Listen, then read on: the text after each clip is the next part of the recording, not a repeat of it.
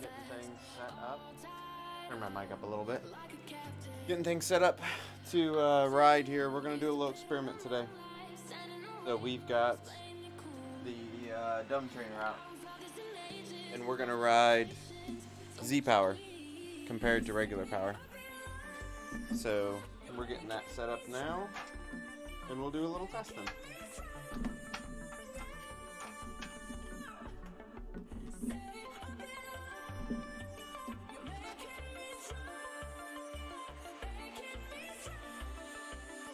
Right now we're just putting the bike on the trainer.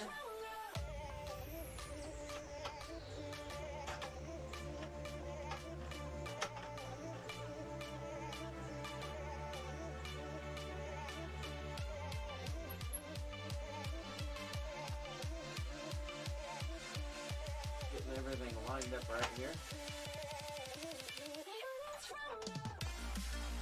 And pass.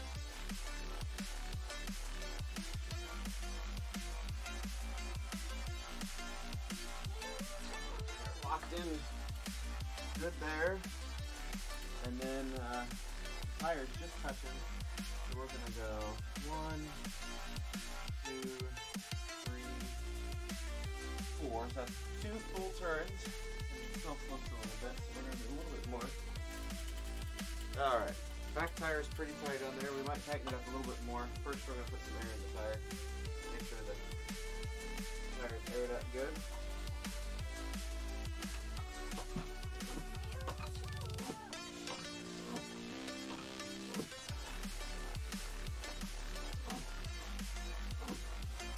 PSI in the rear tire. And we're just using a standard road tire.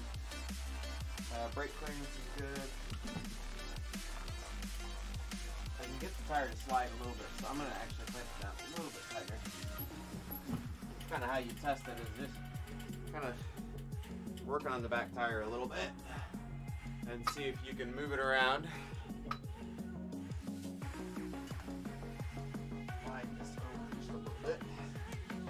Alright, so we've got that part done, and I'm gonna put a magnet. I couldn't find my good speed sensor for whatever reason, so I'm using a magnet-based speed cadence sensor,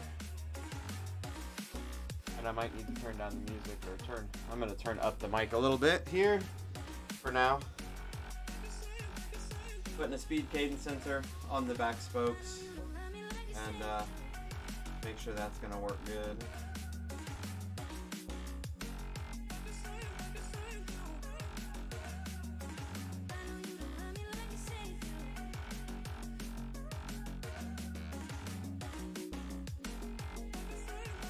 Seems to be in good shape.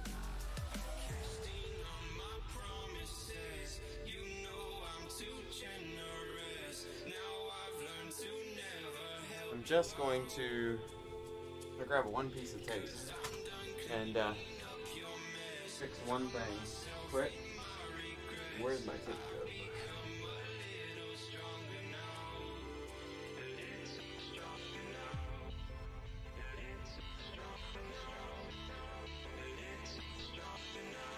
Nothing a little duct tape can't fix, right?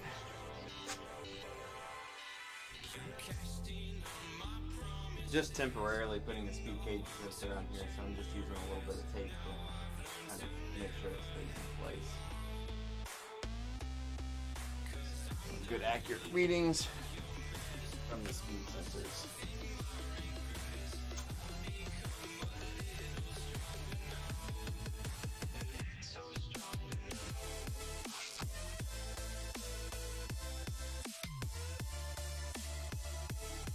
Alright.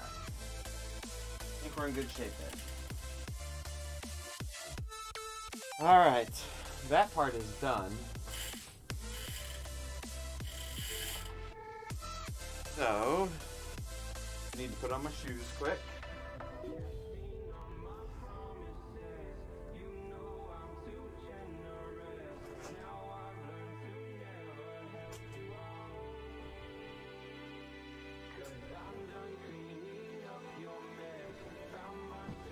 Okay, shoes are on. Let's plug in my phone Put it up here. Got our headphones. I got one more thing I want to do. I want to put the front wheel up on a riser block. Means I got to move my table just a little bit. Give me room. Get it up on a riser block.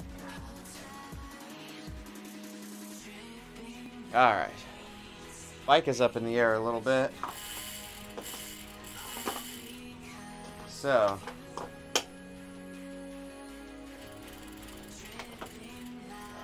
I think we're good to go from that perspective. So now let's do bike setup. Let's get all our sensors set up. So to get the bike sensors set up,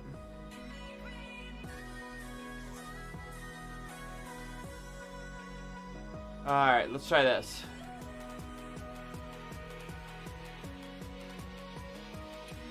Okay guys, this is our second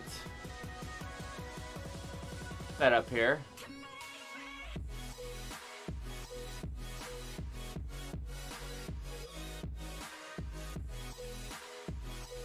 Alright, this is on the second computer and I've got it firewall blocked. So you don't see any riders, but Zwift is running behind a firewall. We're going to unpair this. We have a 25C tire. We're going to do a speed cadence sensor. We're going to unpair this, unpair this.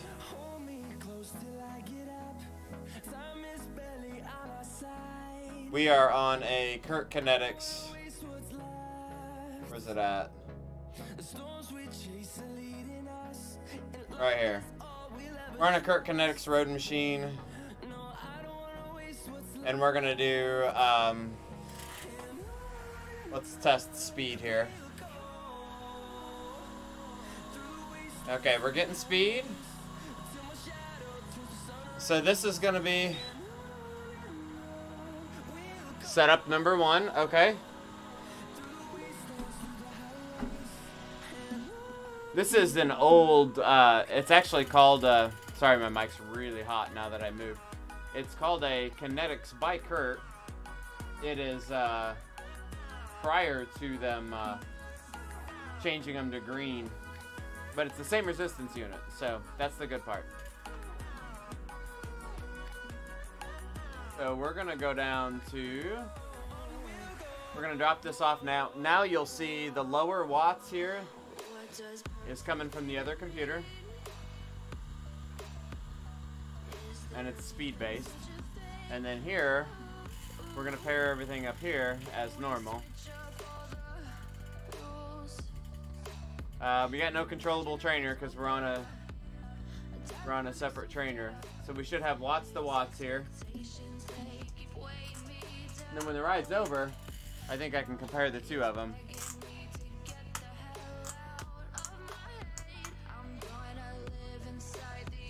It's actually kind of, the bike feels weird on this trainer. So we gotta warm it up. So we're just gonna get riding here for a bit.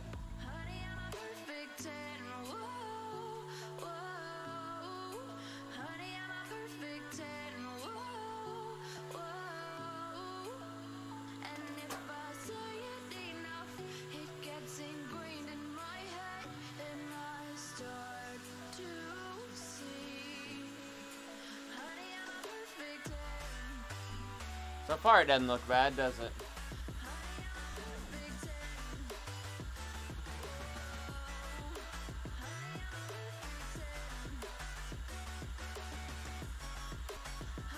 You can see my kicker in the background on the side view.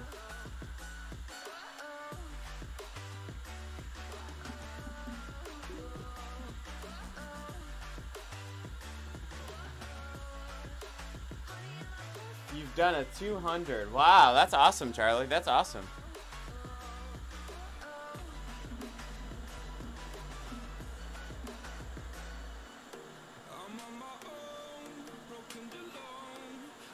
Uh-oh.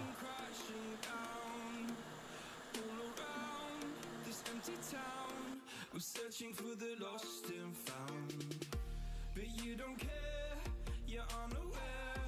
Keep moving like the scars aren't. Alright, we should be good on the background stuff now.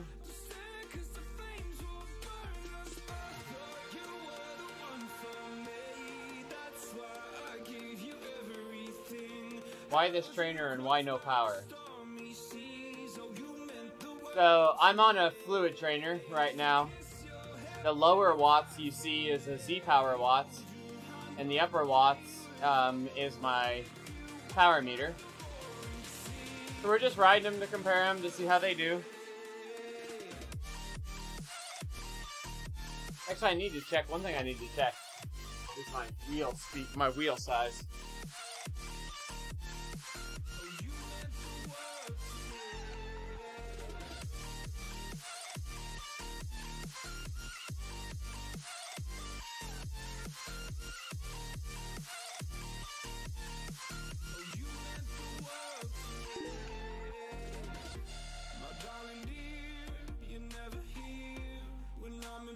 Not for sure on my wheel size here. Like shadows in the atmosphere, charting the stratosphere. I prayed for you and kept you. It's a 26C. Yeah, thanks, Charlie. It's a 26C tire. So, I think my options are a 25 or a 28. Keeps trying to pair to my kicker. It's not even plugged in. So let's bump it up with 28C tire on our road sheet.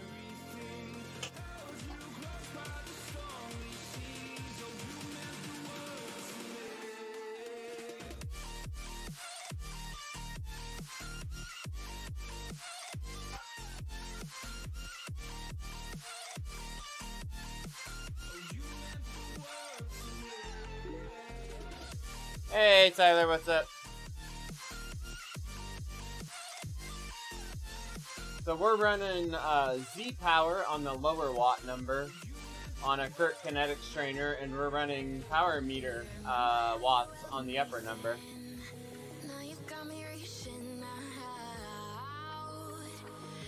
Part of this is getting the trainer warmed up too.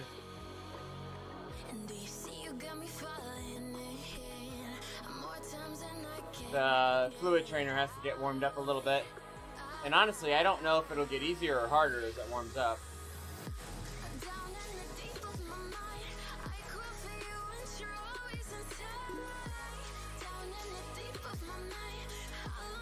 Two bags of IV fluids. Yeah, buddy, take care of yourself. Stay off the bike if you're needing to get IVs, for sure.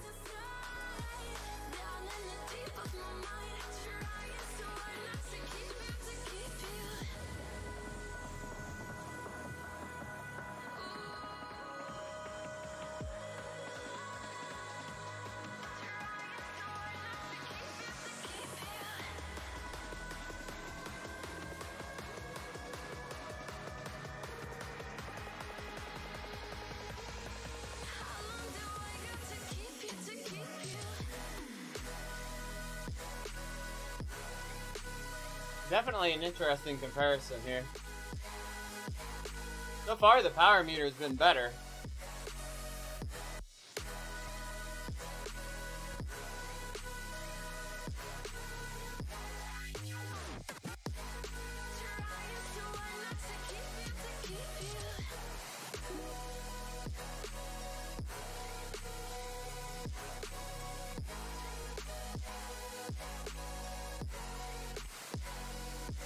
Oh, nice hip shot, yeah.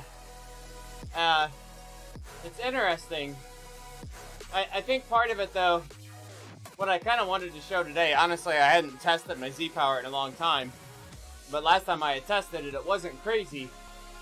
It's also understanding, letting some people know, it's not always bad.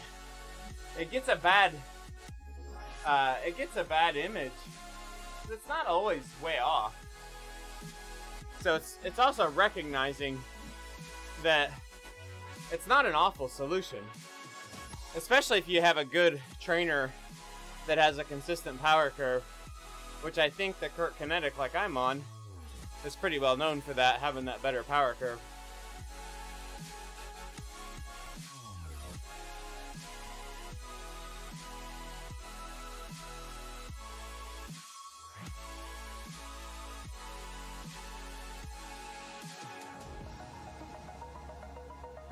Yeah, Wes, take it easy, buddy.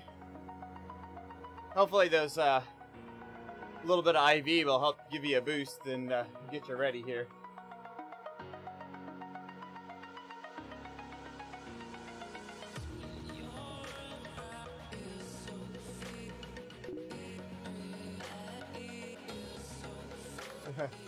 Yeah, Johan, I mean, we know what Muin's gonna be off. But a Muin may not be off on Zpower that much if it has the right power curve to it. It's only as good as the power curve.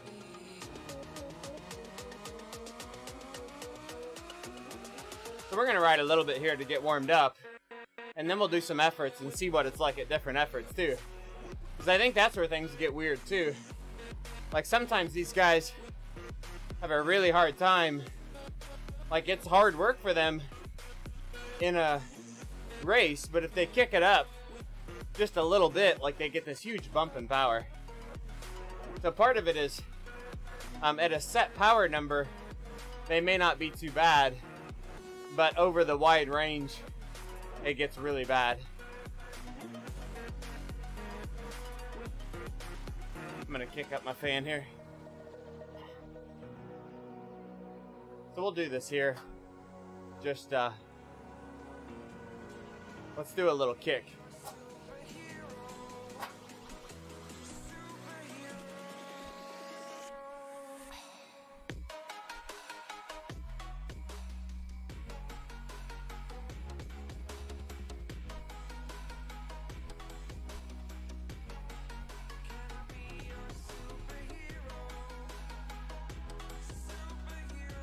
So based on that, we're still staying consistently low on the Kurt Kinetics, so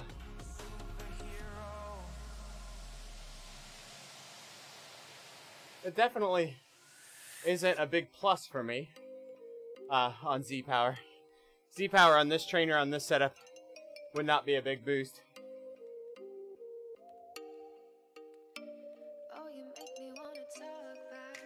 Yeah, Charlie just did a 200-mile ride, I think.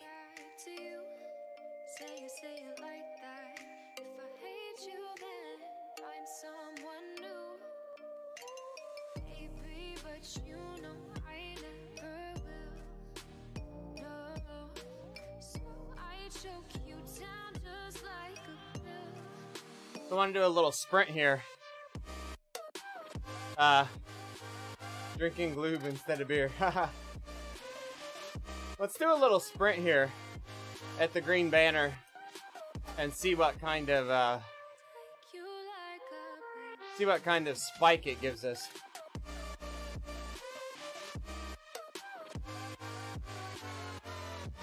How many days a week do you race? Probably 4 or 5. How many of those races do you go for the win? Yeah, there's a lot of times I'm not. Well, I'm always racing for the win. There's a lot of times I'm not racing at my best, I would say. I'm racing to train, and I will try to win, but I'm not rested enough to have a really good effort. So we're gonna sprint here at this first flag, and let's see what the peak powers give us.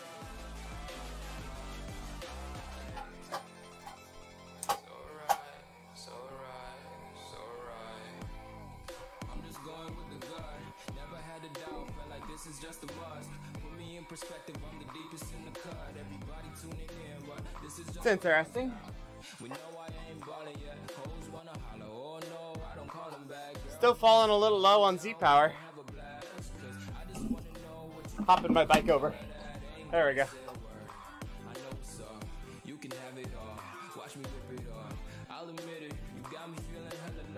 Yeah, I often race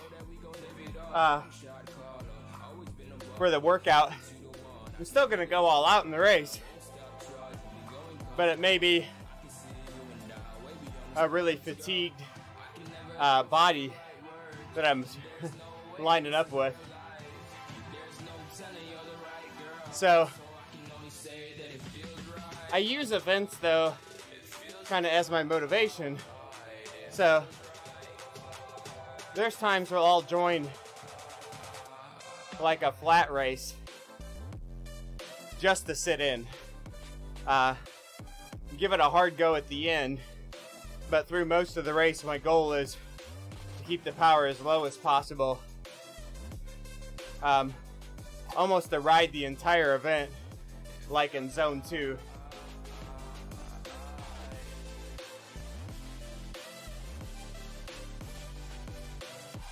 Like if I can stay under 3.7 watts per kilogram for the race, that's keeping me in zone 2.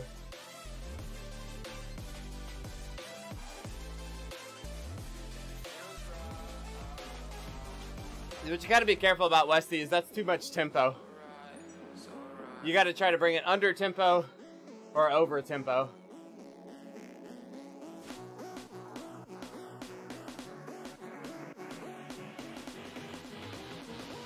Interesting, Johan.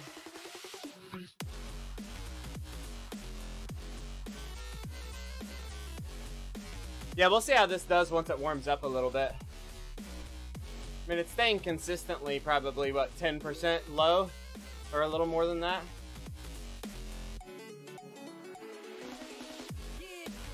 Yeah, and I ride more than Zimmerman, I think. I'll average 12 to 14 hours a week right now.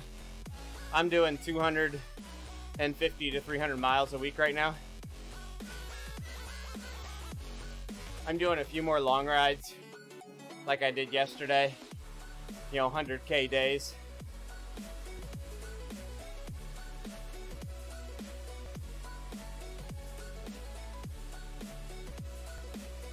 It's weird, the feeling of this dumb trainer.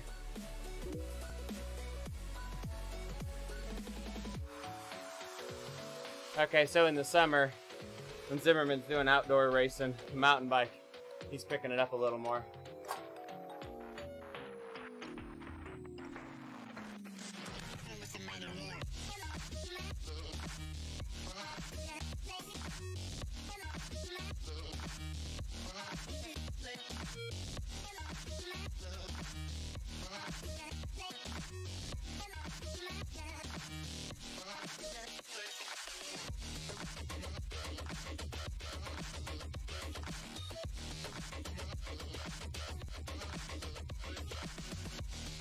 You can see right now, I mean, my pedals are a little bit higher than Zpower, but guys, we're not that far off.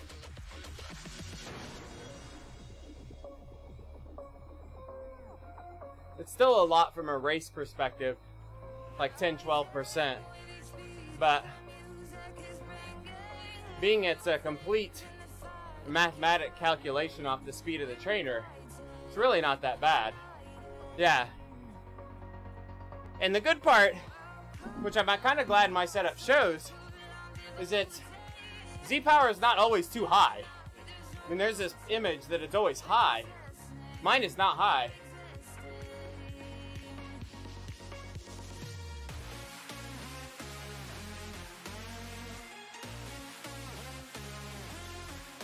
Yeah, drivetrain losses is a good point, Johan. Gotta reach for a towel.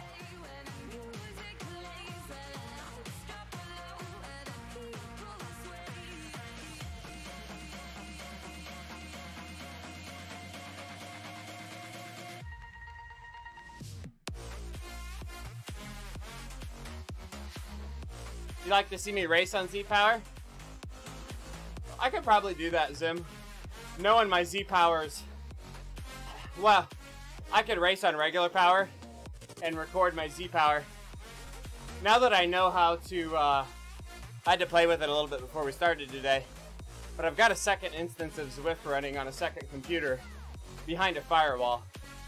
So, it's not interfering once you get logged on, you can turn on the firewall and still run Zwift without it talking to the server.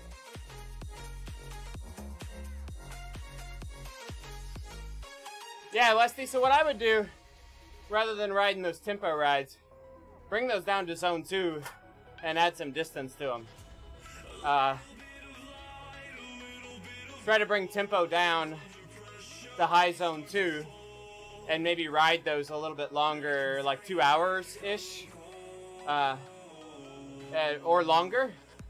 Maybe get 2 of those a week.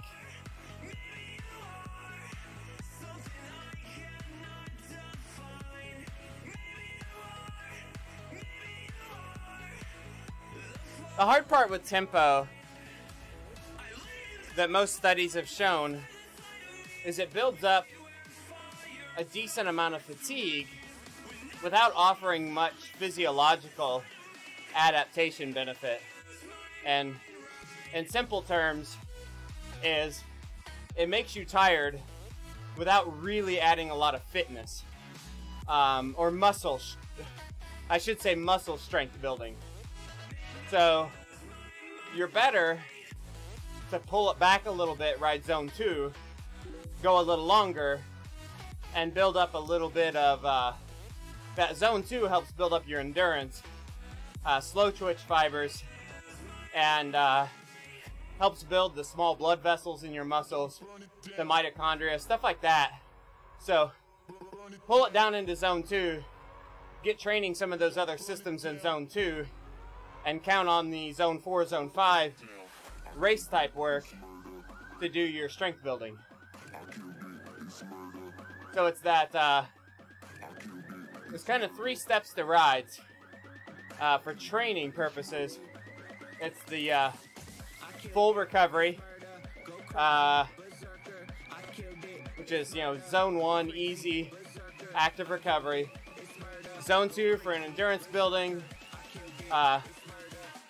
kind of overall body stuff, burning fat, good cardio building, that kind of stuff. And then Zone 4 plus to get into strength building, FTP building, race stuff. So if you're limited on time, like super limited on time, there's that, I forget what it's called. It's like, there's a book that's basically focused on, the time crunch cyclist or something like that. So a lot of like 3 or 4 times a week, 1 hour, like hard threshold VO2 max. You're gonna get really strong, you're gonna get high FTP, but you're probably gonna fade a little on endurance. You kind of want to take those things and add to it a couple Zone 2 rides to build on the endurance.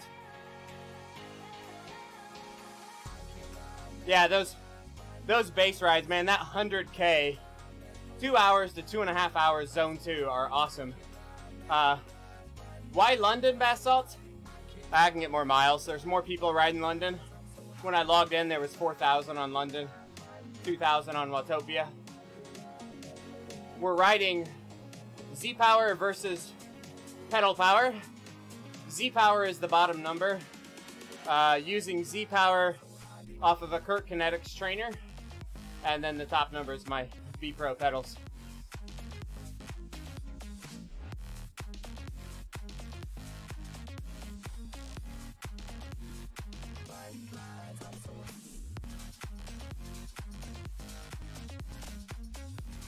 Let's see, Monday, 1 hour easy. Tuesday, AM, PM, 80% of FTP. Where does 80% put you? I gotta do math. I know my numbers.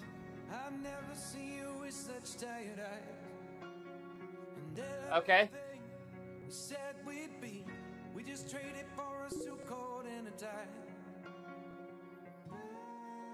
Wednesday race, 95% effort.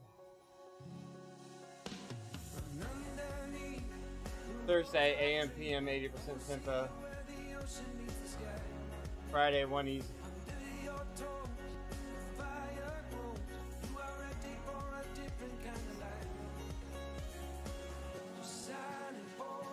Okay, Westy. So a couple of, and these aren't hard, fast rules, but a couple things to keep in mind looking at your schedule here. From some studying that I've done. The things that you gain in long Zone 2 rides are easily negated by going too hard the day after a Zone 2 ride. So, one thing I would be cautious of, like looking at your weekend schedule, if you come into a 3-hour long day, like I would try to mix that up a little bit and do like a hard ride on Saturday and then the 3 hours on Sunday, recover Monday. What I've been taught is the hard short efforts can do what they call clipping your gains on your Zone 2 rides. So if you get the really long, like 3-hour days, to get the most out of those, you don't want to follow that up with a super threshold race like punish your body type day. Now I break that rule a lot too, but I wouldn't hard make your schedule to always follow a long steady day with a hard day. I would flip the order of those and try to more consistently do the hard day first, do the long day second, and do the rest day after the long day.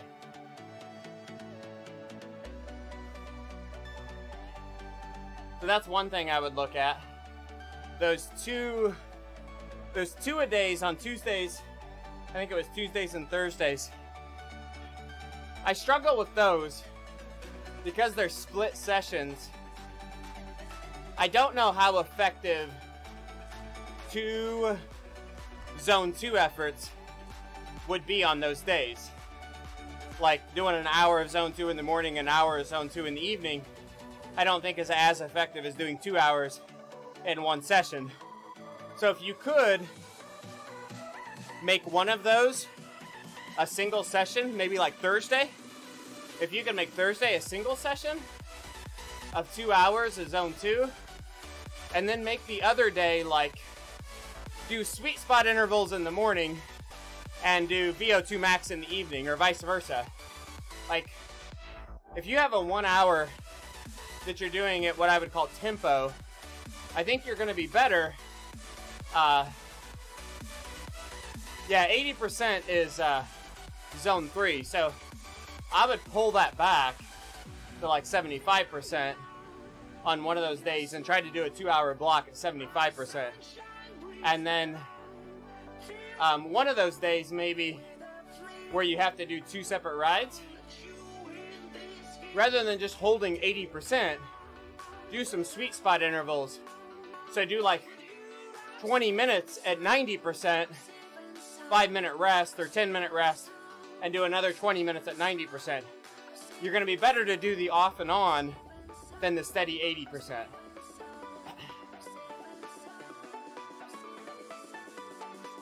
Yeah, Johnny Rocket's got a good one too. On one of those days, that's actually, if you're doing one of those in the morning, wake up in the morning, do 90 minutes in Zone 1, Zone 2, fasted. No food, no carbs, 0 carbs. You want to do coffee, black, or protein only, you could, but no carbs till the ride's over.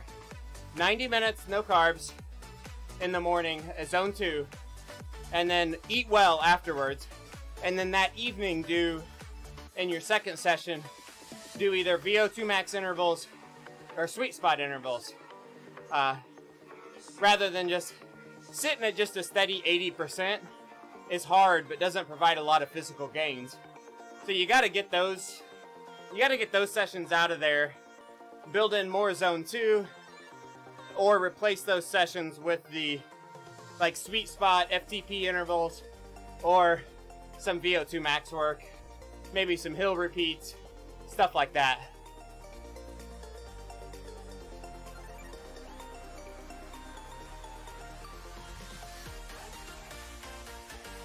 Ryan, what's up? I can't ride without my coffee. But I'm actually wanting to get more of the fasted rides in, so I'm going to start doing a little more of that.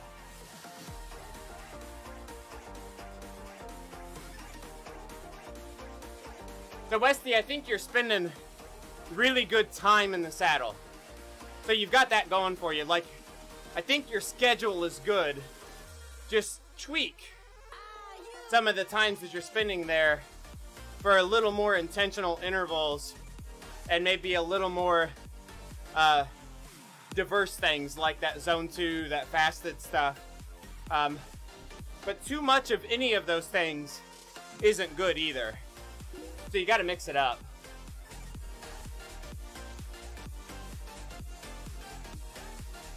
So I haven't been paying attention to my power, but we've warmed up here. And guys, we're looking pretty damn good actually. Like the speed one dips a little bit more, but it seems to not be too far off most of the time.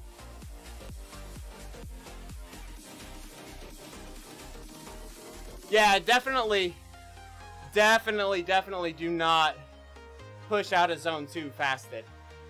It's just not good for you. Your body starts burning muscle.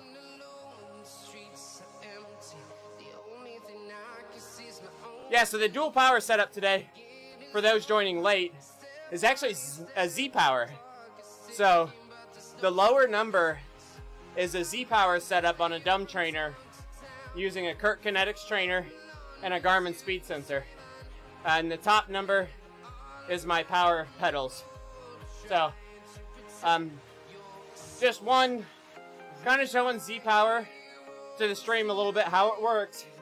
And also showing that, and I hadn't tested mine in a while, so I'm kind of went into this blind. But I was also pretty confident that my Z-Power setup wouldn't be crazy, because the Kurt Kinetics setup is usually pretty good.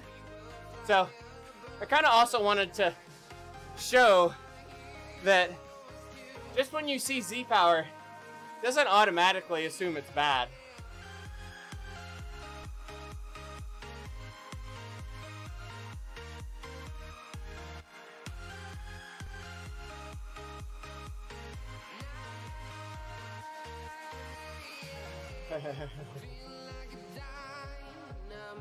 My CTL is 115, 112 right now.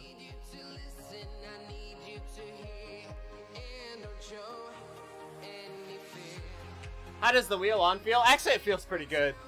The Kurt Kinetics is a nice trainer.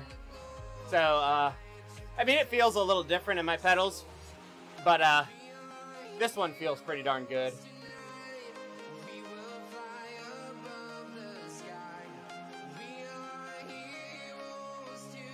Yeah, so Adam's method is a common one too.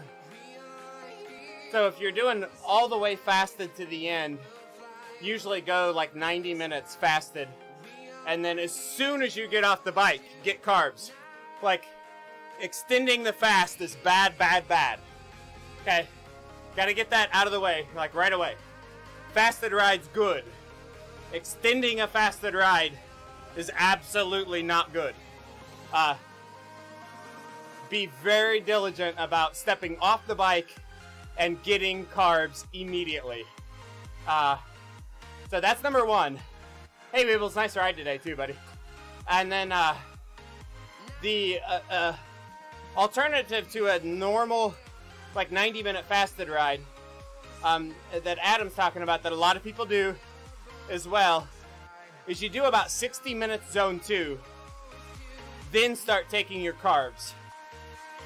It takes a little bit for the carbs to hit your system, so stay easy until about that 90-minute mark. So, but start taking the calories at about the 60-minute mark, and then at about the 90-minute mark, you can start doing efforts.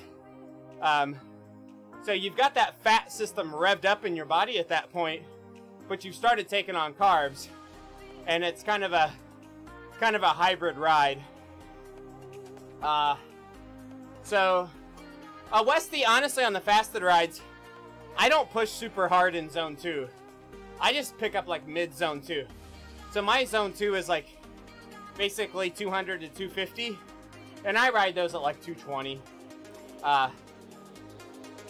which is roughly like, I don't know, 60 to 65%. You don't need to push those into high zone 2.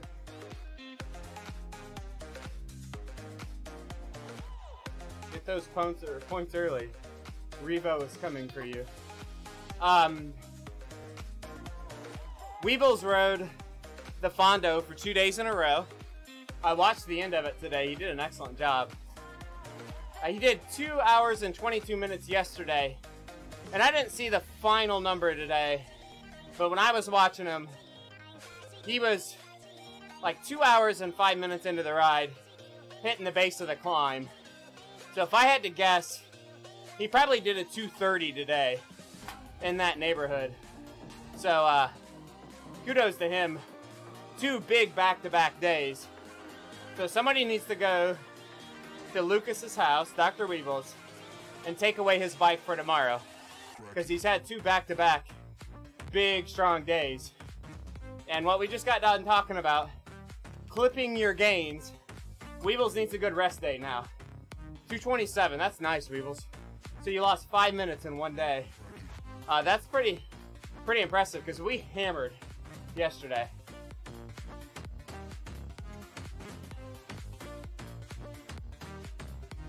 So when you say fasted, Weebles,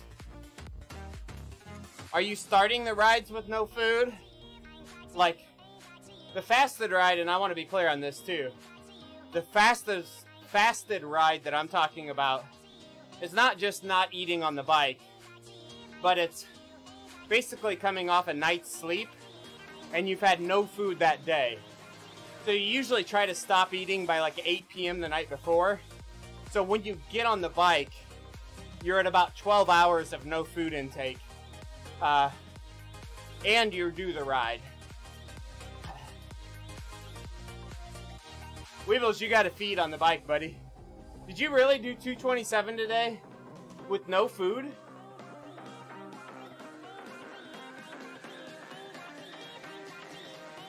That might be extreme, Weebles. Your body's really good at burning fat, I can tell you that, if you're doing that. But you actually you probably want to try to take 600-800 calories during that ride, because your body might actually start burning muscle during the ride. So that's something to be careful of. But any of you guys ever get off the bike and your clothes smell like ammonia? You guys ever had that?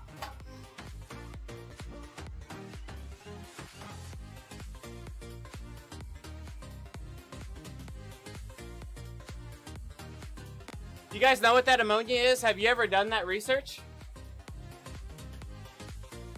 The never is a great answer. The ammonia smell is actually caused by your body burning muscle protein. Do a little research on that. So sometimes you can't avoid it. It's just how your body's made up, and that sort of thing. But you can't completely avoid it.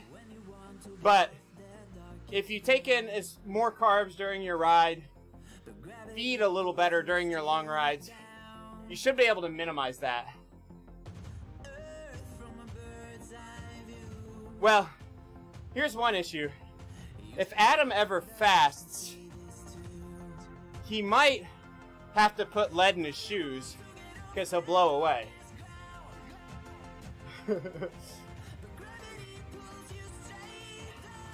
Adam's a freak of nature.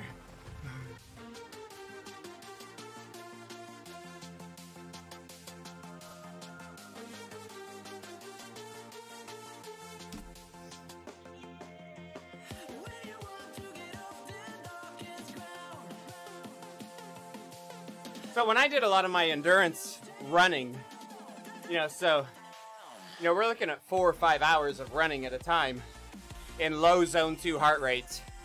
110, 120 heart rate for 4 or 5 hours running. I often would have that ammonia smell. And that's the combination of getting some good BCAs, the branched chain amino acids, at that 90-minute mark, like Rocket's talking about, getting some easily digestible protein in you and keeping the carb intake up will really help that. And then it staves off a little bit of that muscle burning that happens. Victor, what's with the 2 power numbers? Good question. We have the top number is my pedals. The bottom number is Zpower. So we're squashing a little bit of the Zpower stigma today. The bottom number, Zpower, is set up with a Kurt Kinetics trainer. It's not high. I'm not a flyer. I'm not crazy. So Zpower isn't always good. So I'm not trying to get everybody convinced that Zpower is always good. But Zpower is not always bad either. So just kind of thought it'd be a fun thing to put out there on just a steady ride that I'm doing today.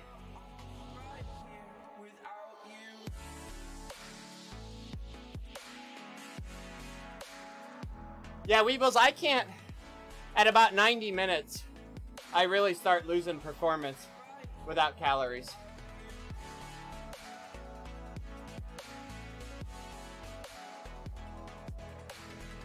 Why didn't they shoutcast the Kiss America PM race? You talking about today or just in general? I think maybe once the league starts, which is what, this week, they might broadcast those a little bit more. That's just my hunch.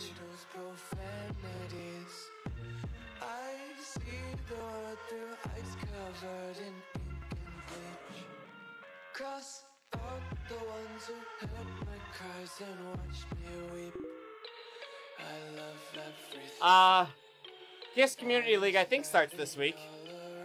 They announced it last week, so I think it's this week.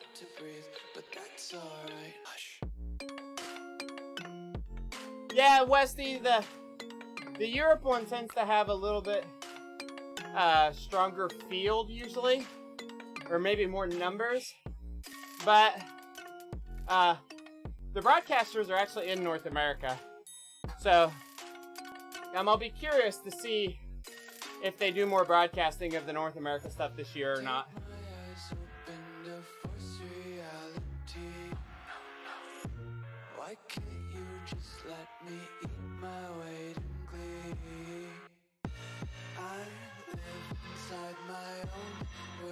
Yeah, one thing I would say, just in general, I used to have this tendency, especially when I was trying to get fitter, to be like always holding back the food intake.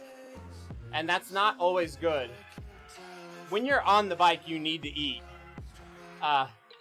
You need to feed well on the bike. And in the end, actually, you'll build better fitness.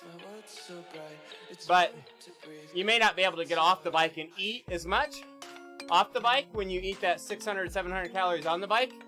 But honestly, I feel like I have better self-control and less urges to overeat when I get off the bike and have eaten some while I'm riding.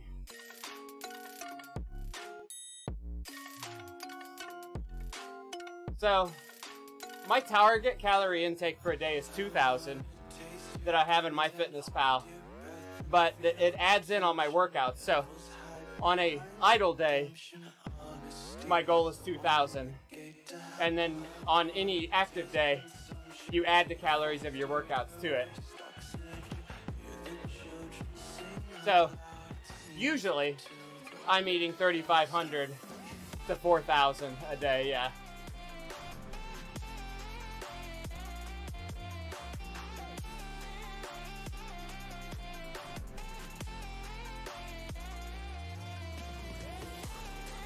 Hey, Frontline, what's up?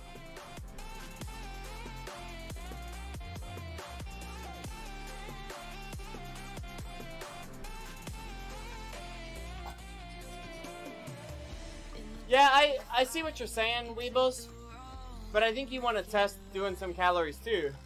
Because I think you might actually find that you'll perform better. The bottom is the Zpower, yeah. So far, Zpower has been good. It's a little low, but not bad.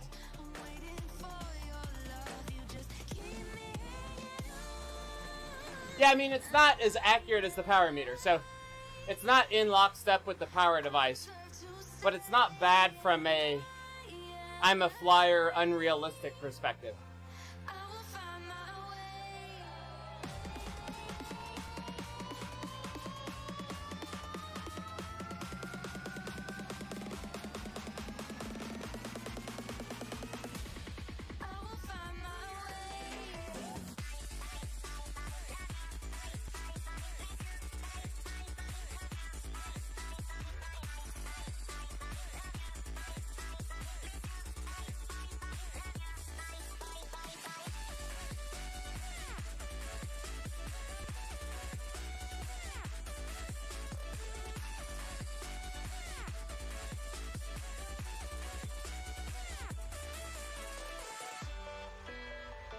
Oops, I didn't mean to turn around.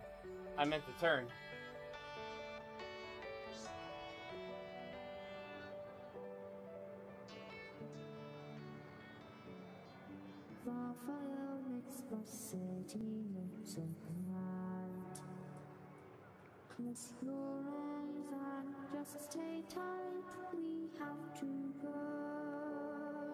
Yes, Weebles, that counts as a recovery ride, as long as there's no blue.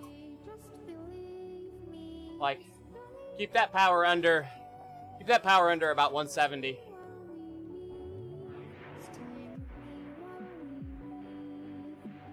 Zpower, Victor, in general, yeah, if you set it up right, and now there's trainer issues too. There's inconsistencies in trainer manufacturers.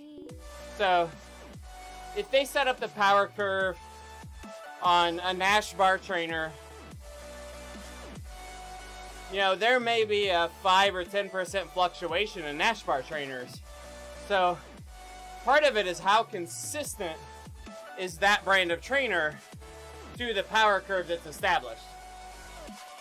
So I'm riding a Kurt Kinetics trainer, which are known for being pretty consistent and one of the best ones on the market. So I would expect mine to be a little better than maybe some of the cheaper trainers.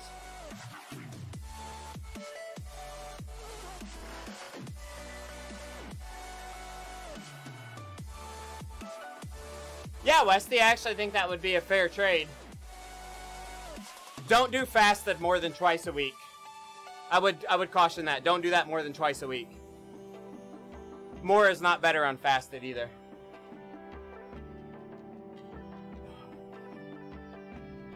The other thing that fasted rides do, I'm trying to remember what it is. It's creatine, right? Your body creates creatine or creatinine. Creatine, yeah. The fasted rides show about it's like 8 or 10 hours after a fasted ride, you have an increase in creatine levels in your body too. So, you know, a lot of people are taking things like that as supplements. You can train in a way that your body creates more of those too.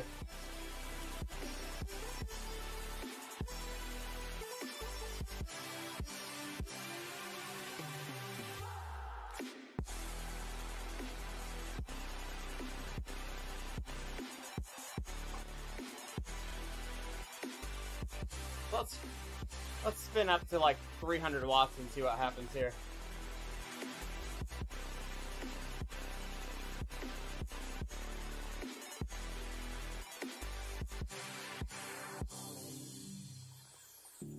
Don't let me drown. Don't let We're just consistently a little bit low on the Zpower. Don't let me drown.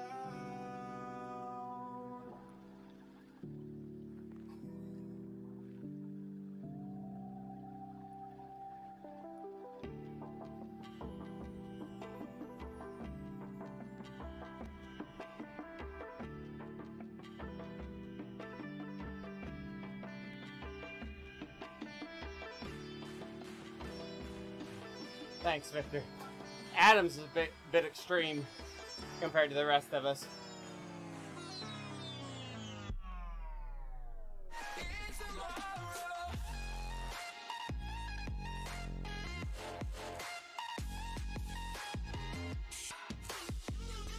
Yeah, Johnny's a thick dude. Johnny's a big guy.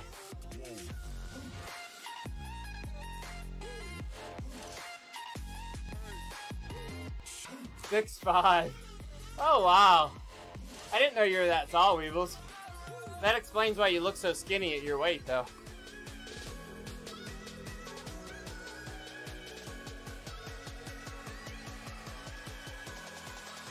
One of those guys in those pro races was 6'5" and like 90 kilos. Dude could do like 450 all day long.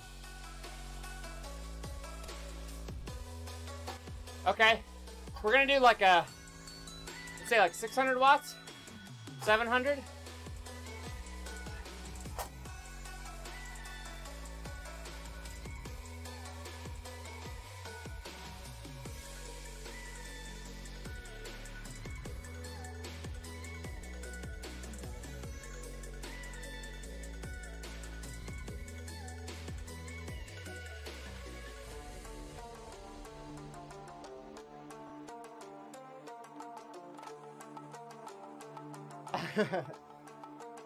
No, it's not.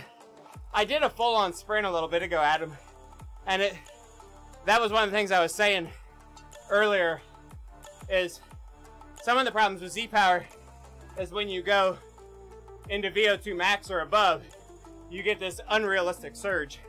This setup's not doing that either. So that's like the Mooin effect, right? At 200 watts, the Mooin's really not that bad. But at 400 watts, it's awful. Like, so if I did 200 real watts on a Mooin, the Mooin will read about 200 watts. But if I do 400 real watts on a Mooin, it reads like 550. So people have this like stupid crazy strong like 1 minute to 5 minute effort on a Mooin. Yeah, the Vortex is very similar to that, Ryan. It's that, you know, if you set ERG, and that's what kind of fools some people, I think, is they'll be like, oh, so-and-so tested it, and, you know, it was only 2% off. It's like, well, if you test it at 200 watts in ERG mode to a power meter, it's not far off. But if you race it, it's ugly. If you have any kind of burst like that. Victor, the snap's pretty good. Not as good as the wheel off versions, but if set up properly, I've not seen a kicker snap be a significant power problem.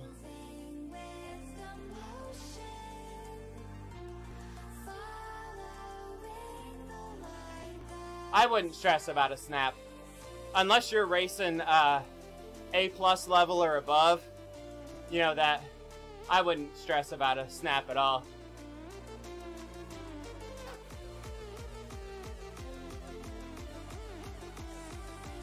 Basically, Weebles, my baseline's about 2,000.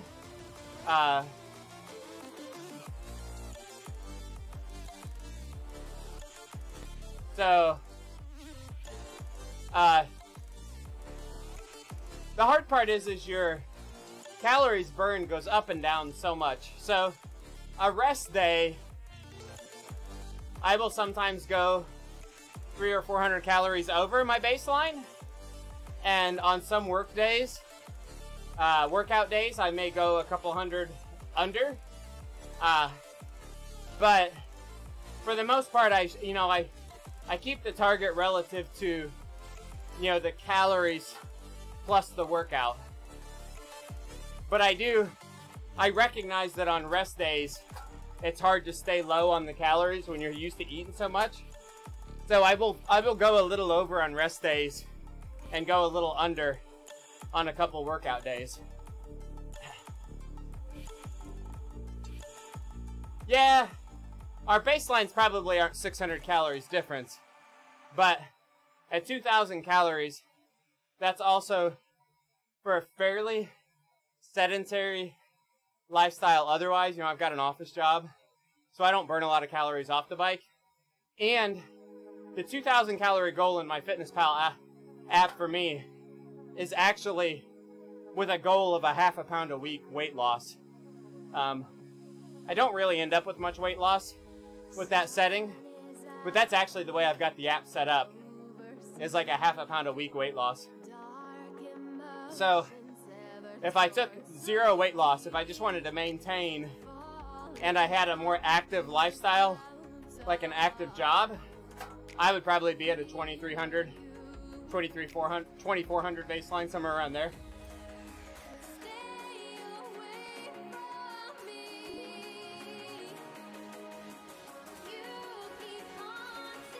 Okay, yeah.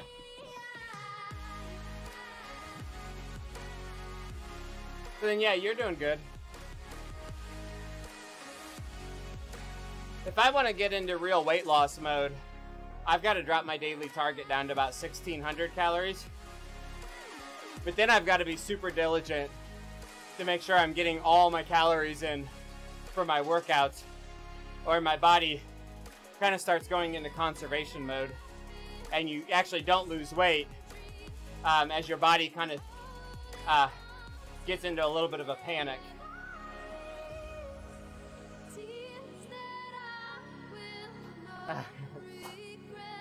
That's not bad, Westy. I mean, part of it is it's, you got to find what you can maintain, what works for you. Yeah, Weebles, that's it too. Like, if I shoot for a target of more than like a pound a week, I start losing fitness.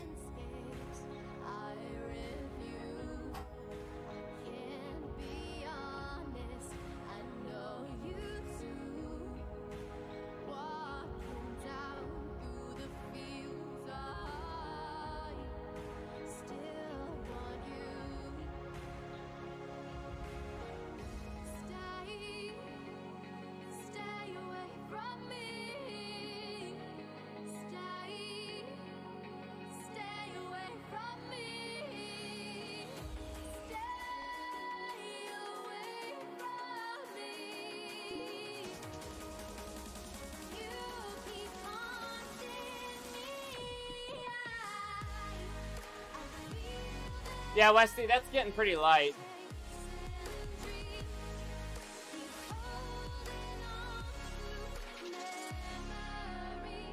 Yeah, Adam, I'm actually struggling with that a bit myself.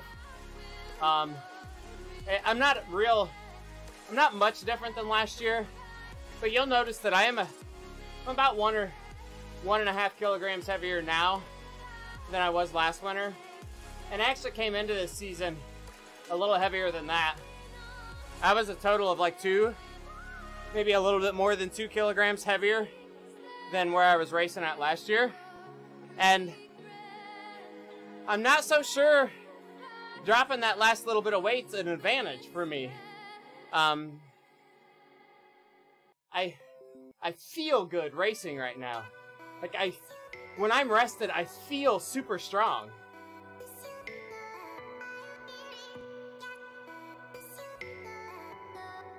Now we're talking about small weight differences for me. So I'm right at 155 pounds right now, or 70 kilos.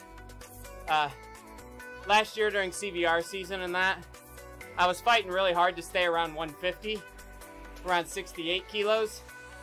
And man, it was a daily battle with food intake and all that. But at 155, I seem to be able to maintain that a little more comfortably.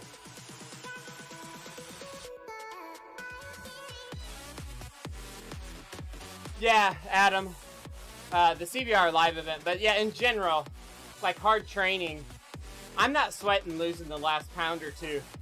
Like if I needed to peak for a big event or something, on Zwift, I would probably, 4 weeks out, get super diligent and drop that last 3 or 4 pounds get that watts per kilogram up a little bit with weight, but just, it sucks to maintain it. And I can push through that for a month, but man, I don't want to do that all the time.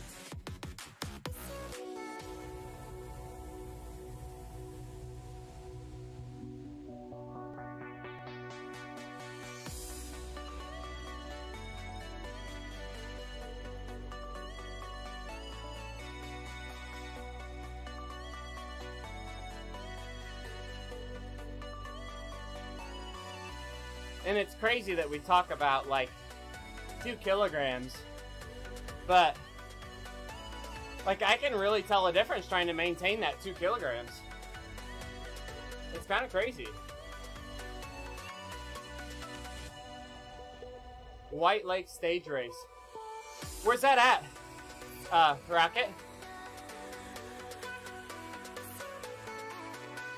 18th and 19th, huh?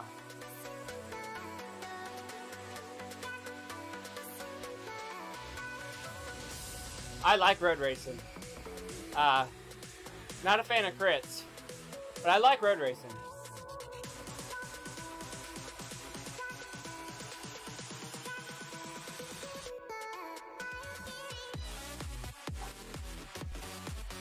The road races and the TT. Is the TT before the road race? That's what always sucks for me. They put that damn TT on a Friday night. Everybody looks at the times and says, oh shit, who's that guy?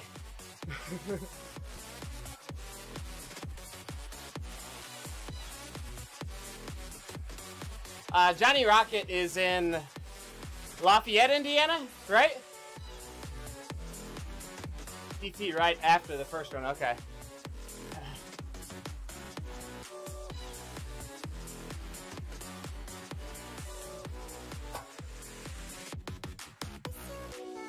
Yeah, that's how I remember it. It's the Purdue area.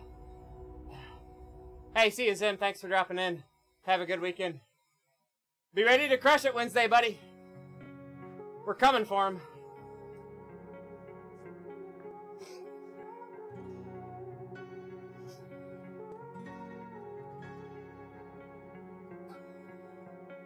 You turn toward me and look so weak. I've never seen you with such tired eyes.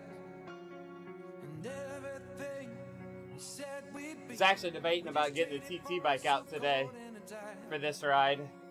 Then I decided to do the Zpower test. So if I did this on the TT bike, I was going to have to move the pedals. And I didn't want to mess with that.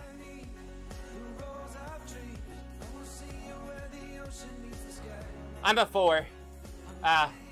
Johnny, I've only got like 2 starts as a 4 in a mass start race, so I don't know that they would upgrade me.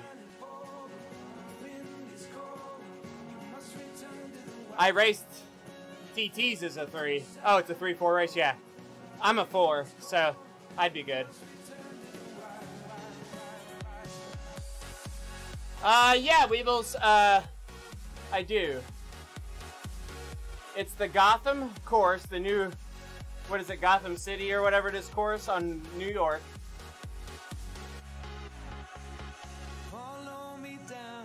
Let me go see if I can find the info.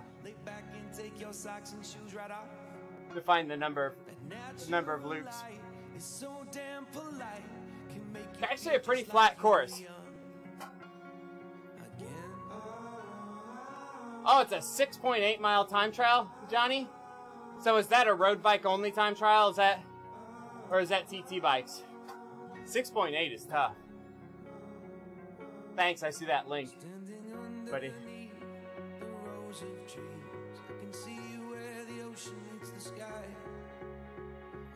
Road bike only, okay, so no clip-on bars.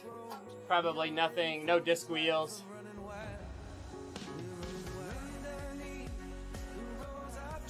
Well, yeah, it's got to have some kickers, but it's not... This course actually doesn't have many kickers. I'm trying to go look and see what it... if it says the number of laps. So, I rode the course on my time trial the other night, and it doesn't do that far. Is it north end? So it's basically a figure 8 at the park level on New York, but it's a figure 8 on the sprint end of the course. So it goes around the sprint, and it goes around the loop around the pond where start finishes, but it doesn't do that upper loop that has the two big, like 10% climbs in it. It doesn't do that. It's brand new, Weebles. The Gotham course is brand new, like in the last couple of weeks.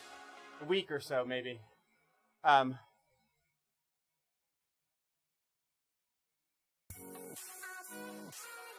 Yeah, Gotham grind reverse. Distance, 17 miles.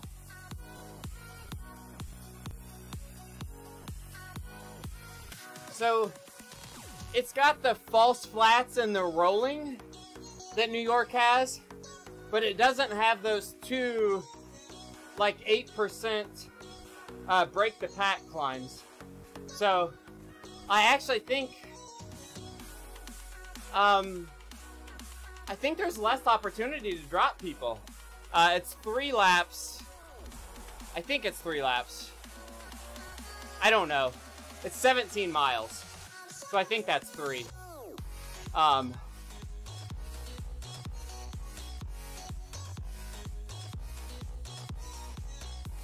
Tim and I did 2 laps the other day at like just over 10 miles. So I think it's got to be 3 laps.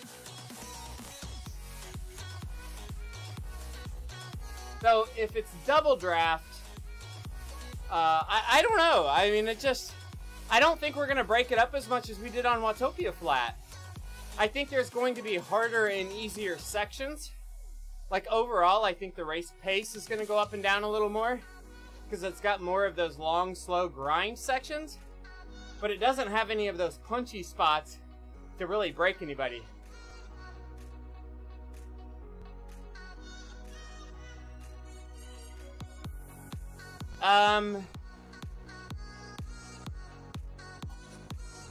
If you can only do 1 hour, like you can't do it 5 days a week, but if like for the day all you can do is the 1 hour, that's where you want to look at something like a threshold work or something like that.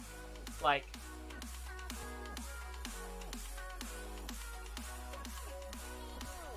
so 60 to 90 minutes of that fasted ride is enough. 60 minutes is enough of that.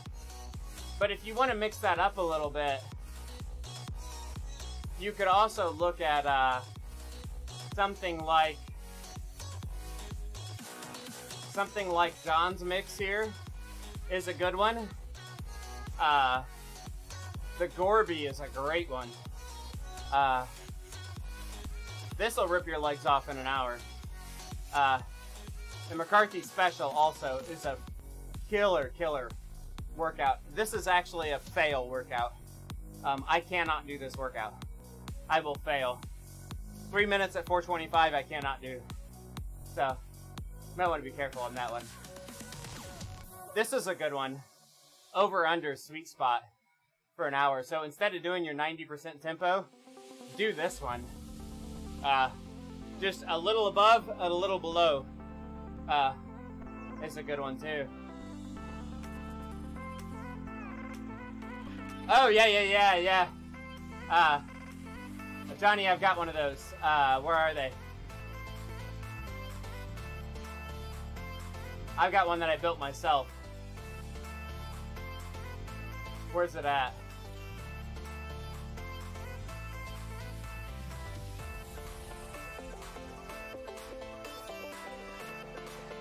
I know what you're talking about. This might be it. No, that's not even it.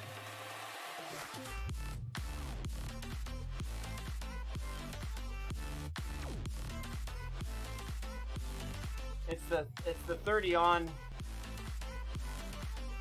40 off, right?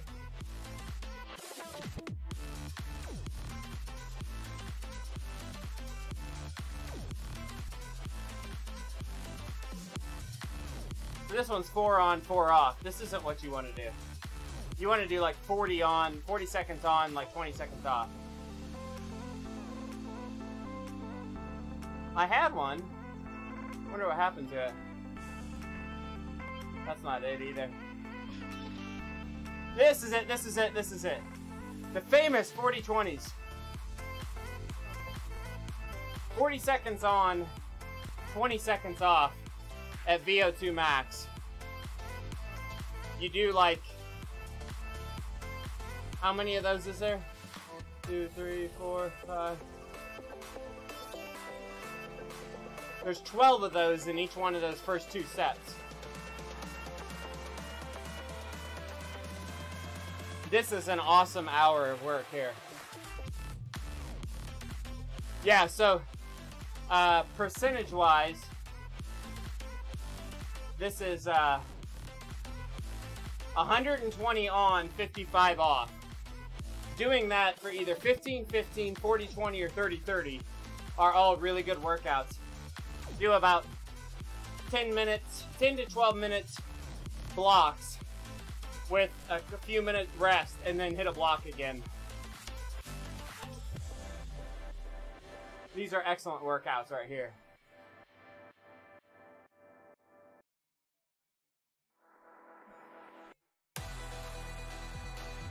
Why am I going toward the hill?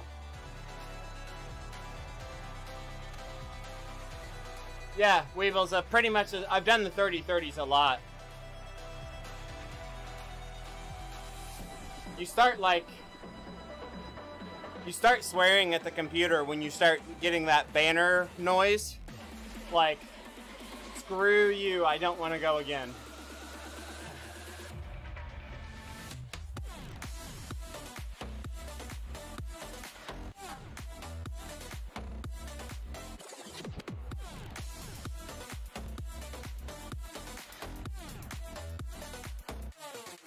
Westy, it depends on the kind of race, so honestly, the flat courses don't offer a huge training benefit unless you're having to go into like FTP level just to hold on. So for me, most flat races, I can sit at like 4.0, which is actually more tempo, and it's actually not a big training benefit for me. The hillier races that force me to do 5 or more minutes of a hard effort are actually really good for training. Like Box Hill is a great training race because you just go like 5 minutes at almost VO2 max and then kind of zone 2 or low zone 3 on the flats. It's really good training. But a flat course, a pancake flat course isn't very good to train on. Like New York might be a little better because a lot of times you're going hard or you're resting. It's a little more of an on-off effort.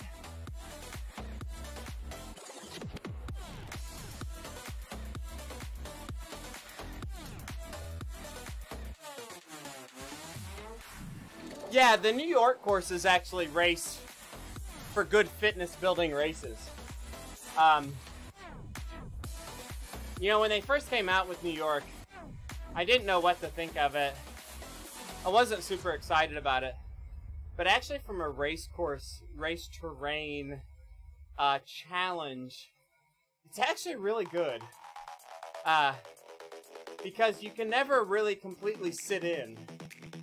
Every couple minutes, there's something you've got to do.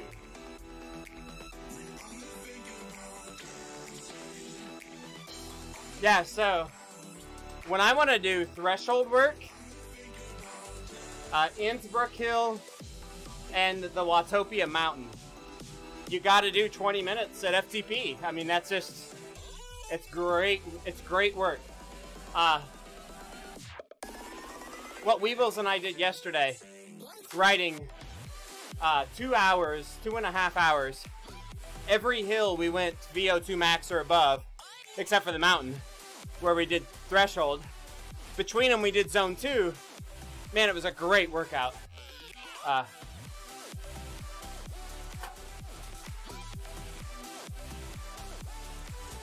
Yeah, so Ryan, Rising Empire is a good one too.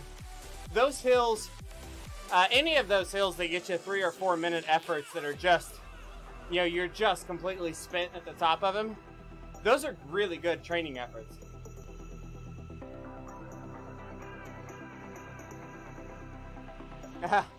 Yeah, Westy, that's actually one of my favorites because if you know that hill well, you can actually sit in on that hill a lot.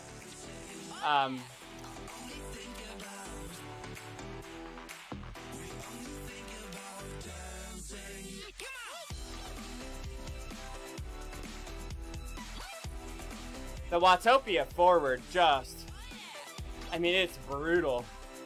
But it's almost like, you know, the Watopia forward KOM from a training perspective, it's pretty unique. Honestly, it's almost like us getting ready for the finish of some of these hard races.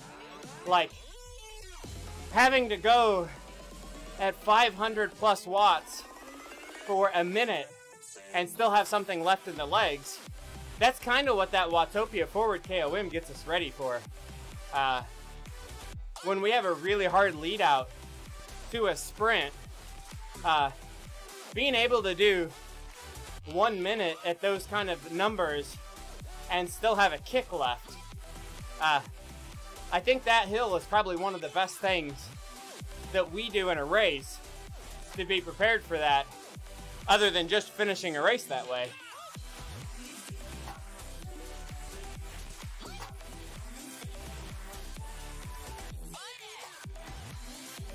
I like that one, Weebles. I like that one.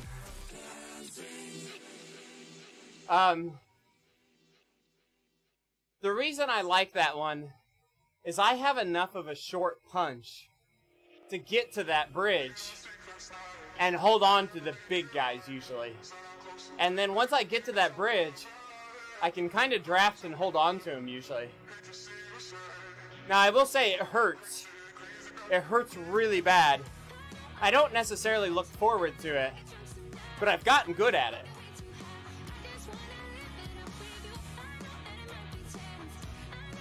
So my focus is always on that one, kind of giving away the secrets here. I don't look at it as the whole hill. I'm racing to the bridge. And when I get to the bridge and I'm with the leaders, I've accomplished my goal for the first hill. And at that point, my brain flips to, I did it, don't ruin it. Not, I've got more to go, if that makes sense. Like, I've gotten over the worst of it. Don't give it up now. So I kind of mentally and physically tackle that one a little bit different, maybe.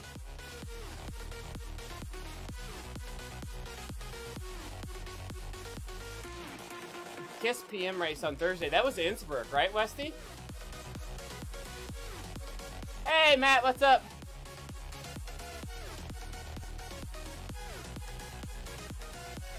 Matt, you did the Fondo too. I'm trying to remember. Were you doing the Fondo? You did the Fondo yesterday at the same time we did, I think.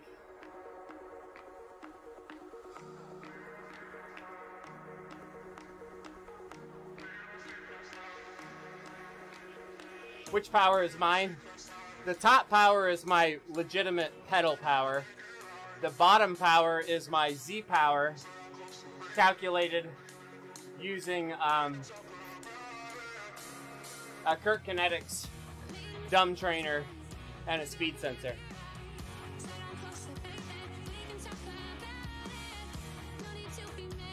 UCI World Short Lap 2018, right? Innsbruck. So it's just that freaking hill, right? What?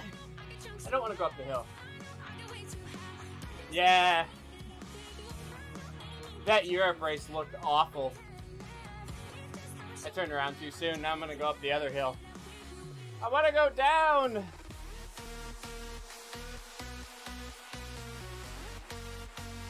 Got to ride a little farther and turn around. I don't know the Innsbruck hill very well. So I need to do a little more riding on it to get adjusted to that. Oh, nice, Matt. Well done. Oh, come on. I went far enough to turn the corner now, didn't I?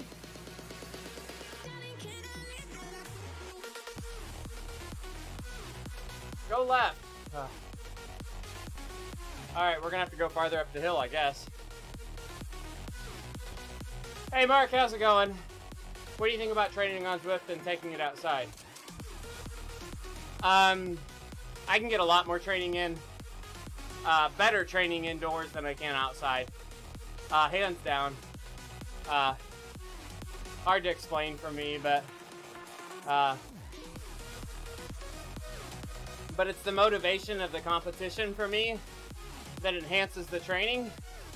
For whatever reason, I don't have the dedication and to just like stare at a workout and do a workout.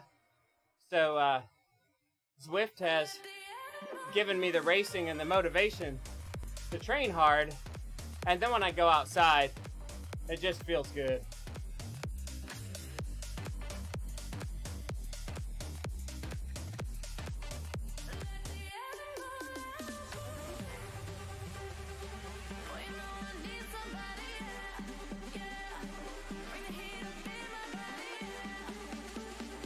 Oh no, round night, that sucks, man.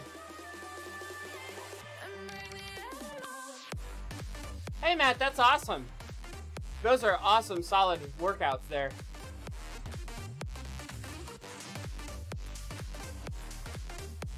I do agree, Johnny, like the cornering and stuff like that is different.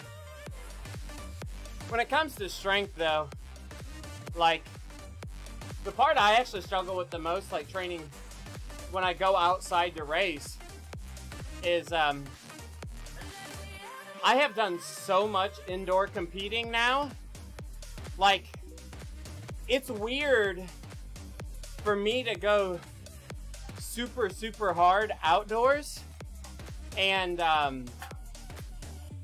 still have to like pedal the bike and steer and pay attention to my surroundings. Like, when I do, 6-7 hours a week of hard racing indoors for months at a time without being outdoors, you go outdoors in a race and you're like, oh crap, I gotta pay attention to what's going on around me a little bit.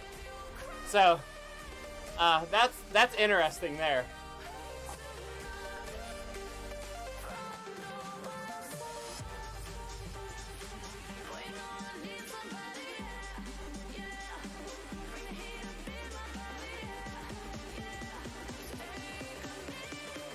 I do alright climbing, Johnny.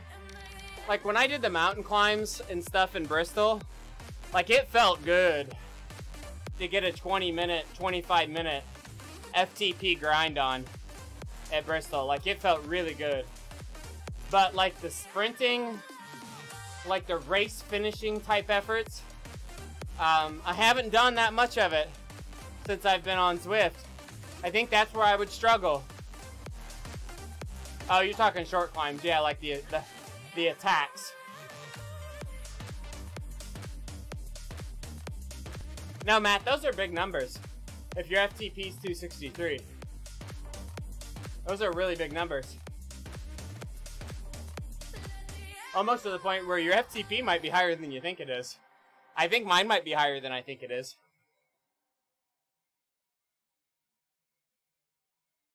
Yeah, Johnny, that's funny you say that. Last year, I attacked this hill on a ride, and about halfway up it, I started pulling my back wheel off the ground. My form has adjusted to the trainer, so my form outside wasn't that good. I had to adjust a little bit to that.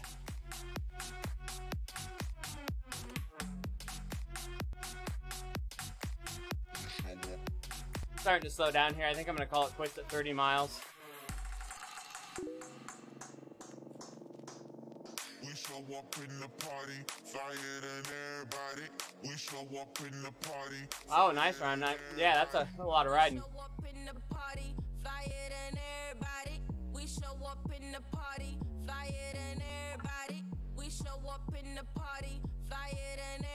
Yeah, I did a time trial. Fairly fatigued on Friday, at like 5 watts over FTP for 25 minutes. 5 or 10 watts over FTP. So, rested and an FTP test, I could have put out a decent chunk more than that. So, yeah, my FTP might be a little higher than I thought it was.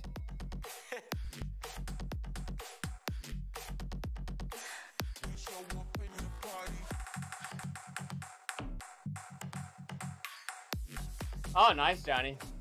I tell you what, there's been a lot of rides I've done lately that have been setting course records like that have been fast. It's kind of nuts.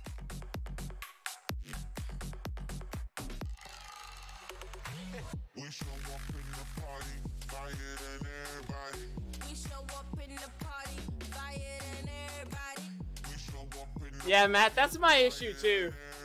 I don't do a lot of, that feels weird to me. Sorry guys, the back wheel feel just went really weird for me. I don't want to take the time to rest to do a proper FTP test. So I can usually tell where my FTP is just based on kind of how I feel on those threshold efforts. So I don't stress too much about doing a proper FTP test.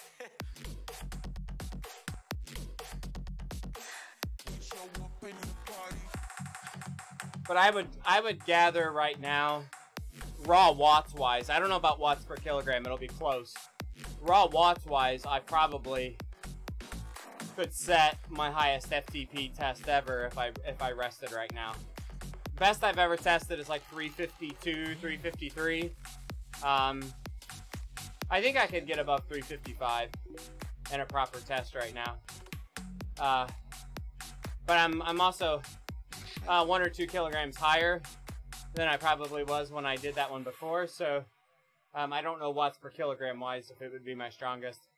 But I think raw watts wise right now I've got my strongest.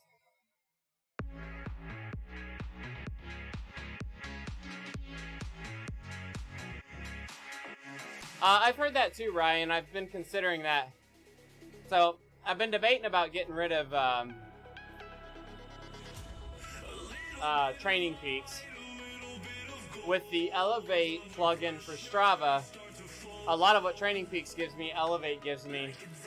And I thought about trying Exert. I also need to see if Exert will do run and swim.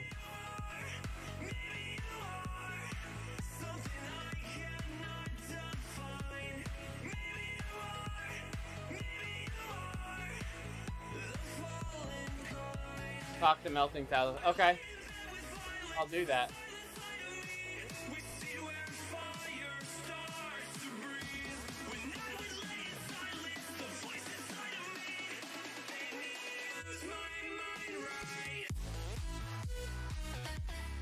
So just to give you guys an idea too here, my Zpower rider has done 28 miles today. My regular power rider has done 30 miles. But my Zpower guy has stayed on the Class Seat course, and he's been solo riding with no drafters. So he rides a little bit lower power with no draft, and he's about 2 miles difference in total distance. You're over the overload line? I don't think I am, because I was rested pretty well midweek. But today, I needed this easier day today.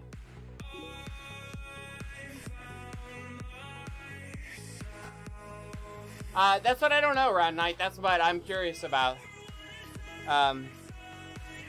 Elevate seems to account for my swim and my run, but I don't know if I can filter it to only swim and only run like I can Training Peaks. I haven't looked that close.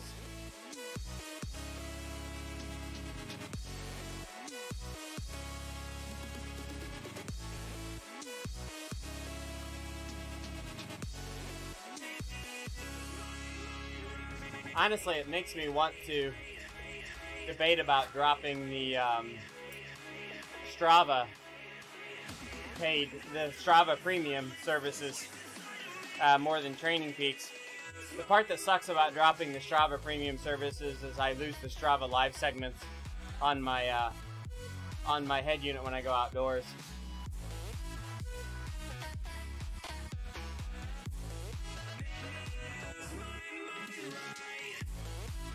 So what would that be? I want to do that math.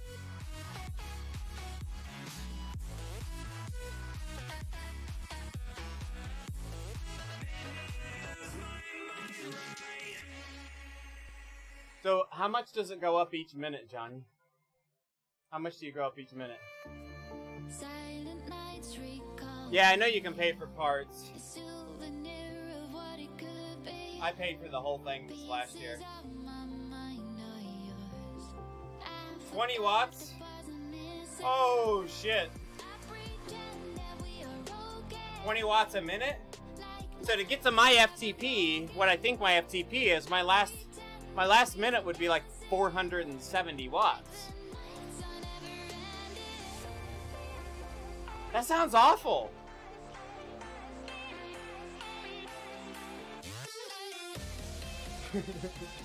So that's like 10 minutes, or no, 5 minutes per 100 watts.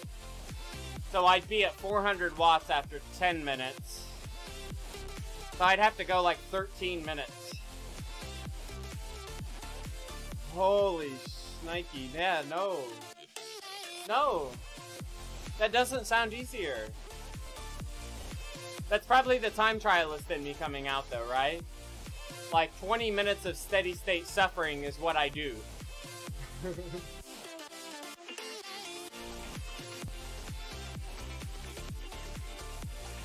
Yeah.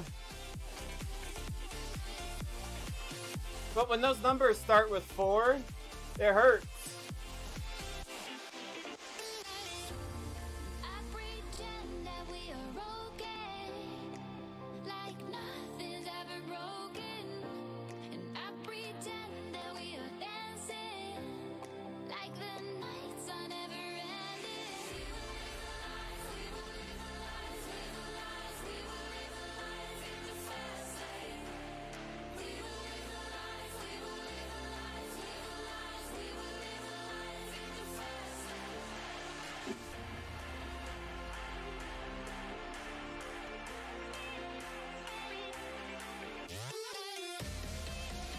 One minute is nothing for FTP in my opinion. Yeah, the idea of the ramp test is you're building fatigue though. It's not a 1 minute test. It's you start at 200 watts. Every minute you add 20 watts and you're exhausting all your systems as you step into it. And the theory is whatever the last minute is you hold, you do 75% of that as your FTP.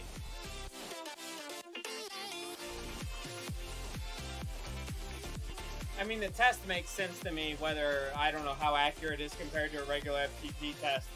I actually think I could probably do it. And that probably is about the number where I'm going to be completely cooked, right? Like, I can do 5 minutes. See, this is the part that messes with me, though. Like, I can do 5 minutes at, like, 408. 410 going up, Box Hill. But that's awful. But I would have to do, like, a minute at 400, a minute at 420, a minute at 440, and a minute at 460. So in 4 minutes, I have to average roughly 430. But I gotta end at like 460.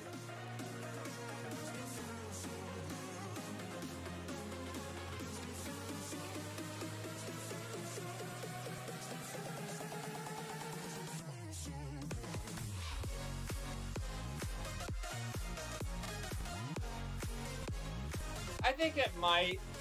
Johnny, I think part of what people miss on the FTP testing is they want it to be literal. They want it to literally be, I can go out and hold that number for an hour. And the realization is most people can't go hold that number for an hour just because they don't have the right motivation to do it. Like, if there was life or death, a cheetah chasing you, they probably could do that number for 60 minutes based on a 20-minute test.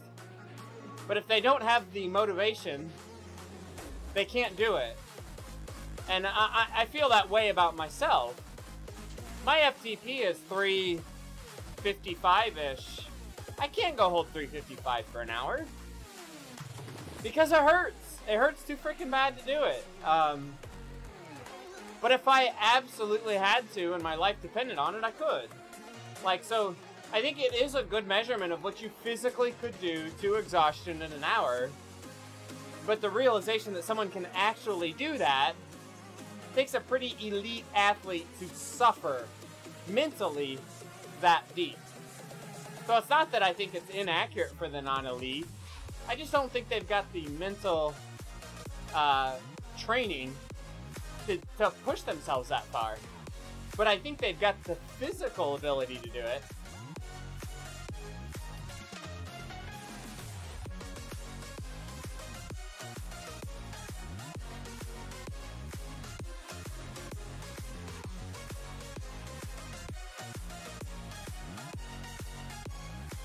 Right, exactly, Round Night. Like, no one ever actually rides to that limit, right?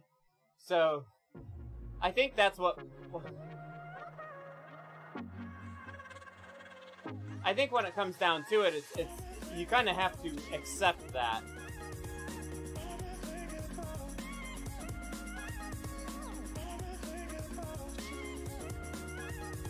Yeah, Weedles, that's just it. I think if you've actually done that number for an hour, your FTP's higher than that.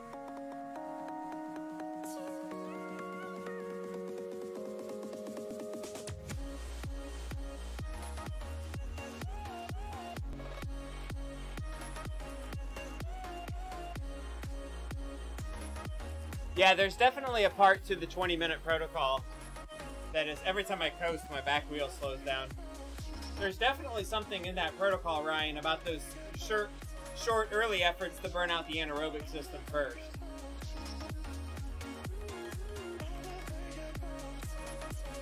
Hey, Frasers, I'm actually doing a, Hey, Leo, what's up? I'm actually doing a Zpower test. So the top number is my power meter pedals. The bottom number is Zpower calculated off my Kurt Kinetics dumb trainer with a speed sensor. So I did this just for fun. We were doing kind of a chill ride today. It's been consistently low. So maybe it'll make more people understand too that Zpower isn't always inflated. Mine's not right, or it's not as right as my power meter, but it's not crazy either, and it's not high. We sprinted on it. My sprint numbers weren't high. It was consistently low from this power all the way up to, I think I did almost 1,000 watts on it. Next time you see a Zpower rider, and I'm saying this to myself as well, just because they're on Zpower doesn't mean they're bad. They have a higher likelihood of not being good, but it doesn't mean they're high.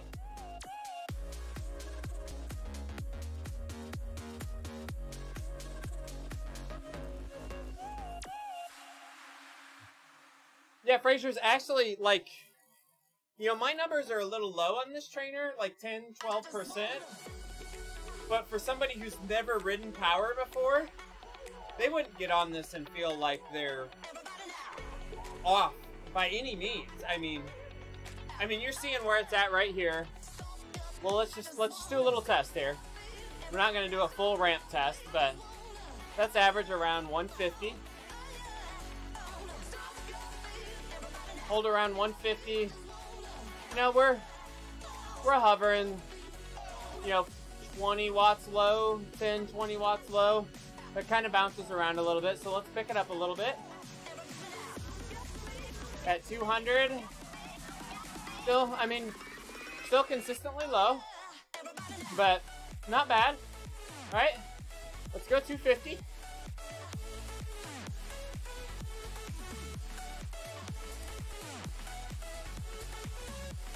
Still a little low, but nothing crazy. Let's go 350.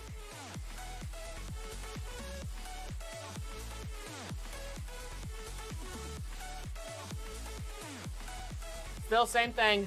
Now let's go dig.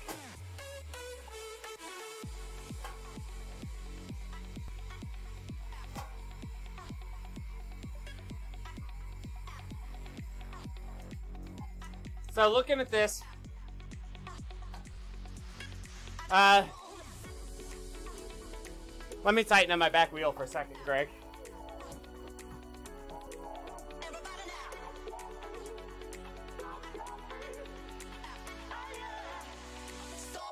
On that 700 watts, I slipped a little bit.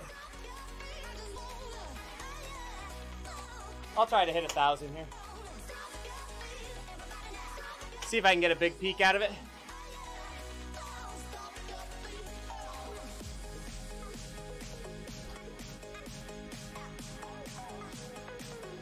All right, there we go.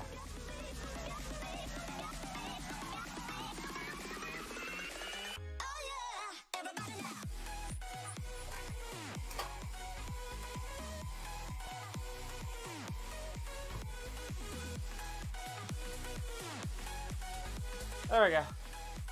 I think it came in about 200 watts low. I fell off my riser block.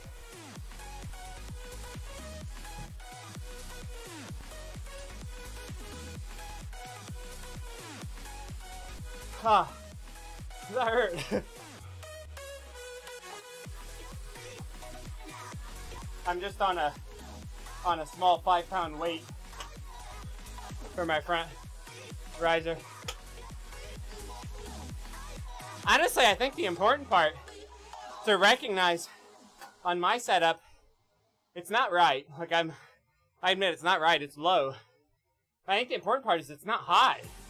Like, I could go race this right now as a standard A cat, and other than missing the lightning bolt, it's right. Like it would race good. So it's not always all awful.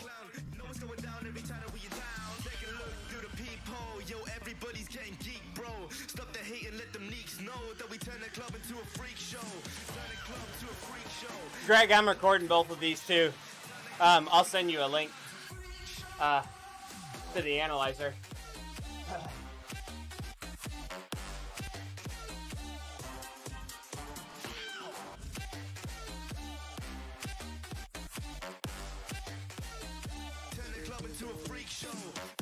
Frazier's, I think it's every setup is different. So that's also the other part, guys, to make sure you're understanding here is I'm using one of the best indoor trainers there is with one of the best models, trainer curve setup, and consistency to it. So this is best case scenario for Zpower. Zpower is less dependable than a power meter across the wide range of trainers and setups that are out there. So, hey, later, Greg.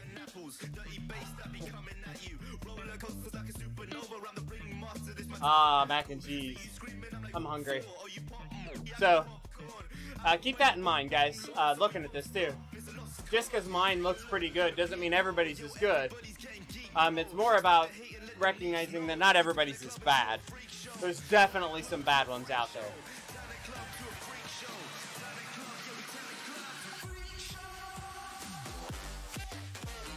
And actually, well, I don't want to mess up my numbers. Okay.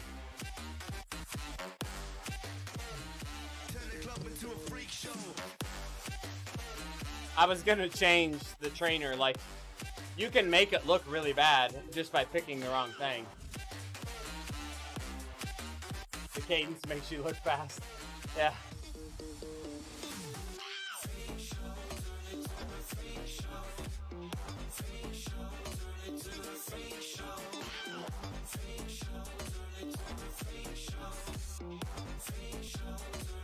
So I was gonna be done at 30 miles. I guess we're gonna go to 35. 380 TSS today. Oh, yeah. Dude, that's huge.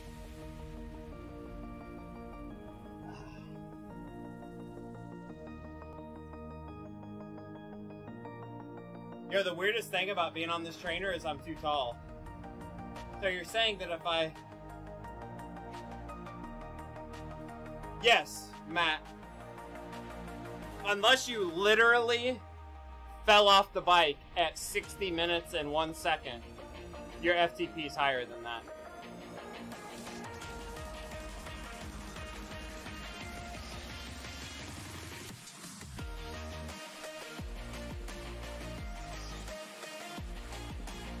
At a minimum, if you have net power, at a minimum, your FTP is at least what your net power was for that hour.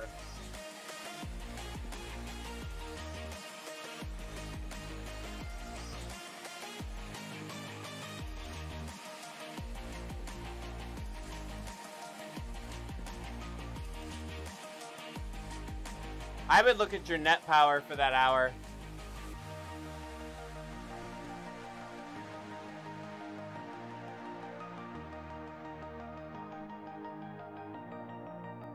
It's like my FTP is 355.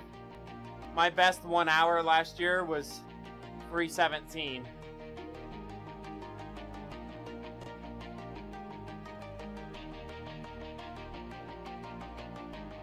Like 317 is my best 1 hour ever.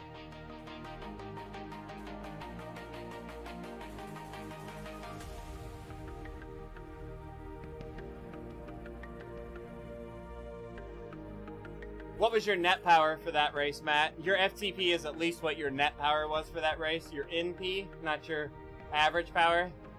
That takes into account the variability and the efforts. But I'd say, honestly, your FTP is probably higher than that.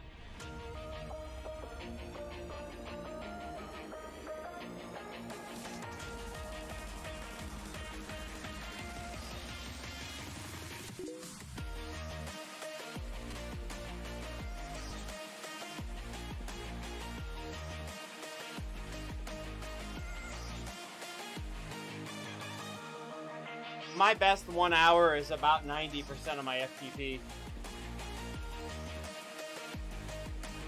Yeah, Westy, that's actually pretty close. That's closer than I would expect anyone's to be.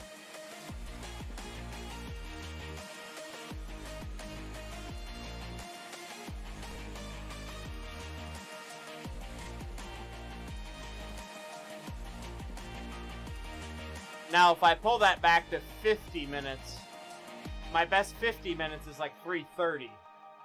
Like, we're getting up there then.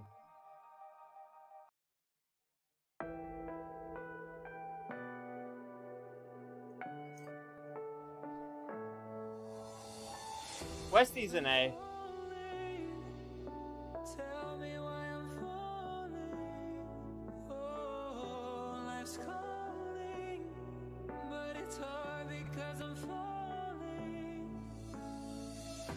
I'm falling. Look, Westy, you're riding a kicker, right? Is that right? But it's hard because I'm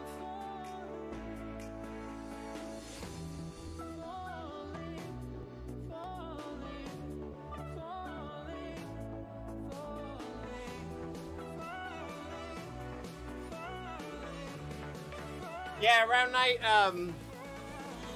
I've seen that by like 1 or 2 watts, but it's a fluke. I think it was actually in a time trial that I paced really, really well. So, like, I'm gonna open up this 328 that I did for 50 minutes. Okay, it has me at 318 for an hour, so let's open up that hour. It has a net power, so it's 318 average power, but 333 for a net power for an hour. So that 333 is getting up there, you know, within 5% of my FTP. That's more like it when you look at the effort. And it was actually a mountain. What the hell was this? This was a ride up the mountain. Ah, this was up the Alp. This Tour de Zwift Stage 6, guys. That was going up the Alp on Tour de Zwift. You guys remember that ride not that long ago.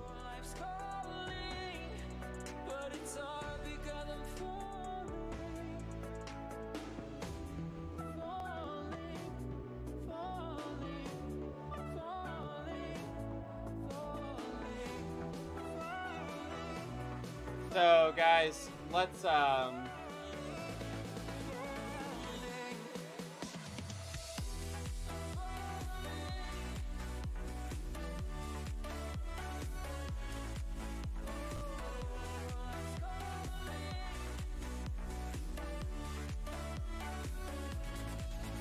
I've got to I gotta open my firewall back up here for a minute.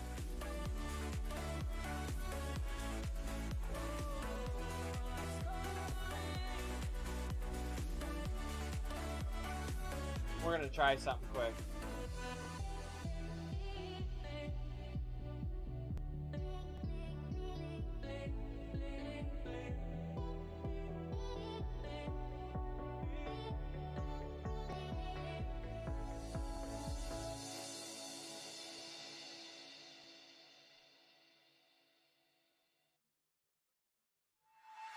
Okay.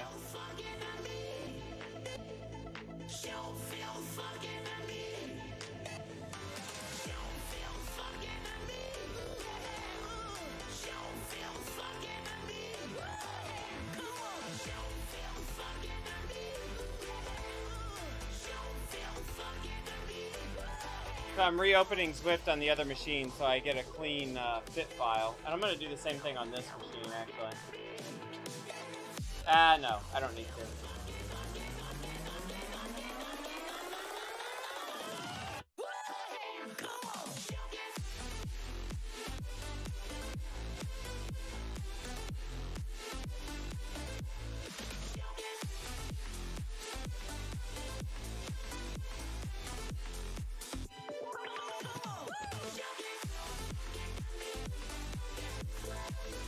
Alright guys, we're over on the other machine now.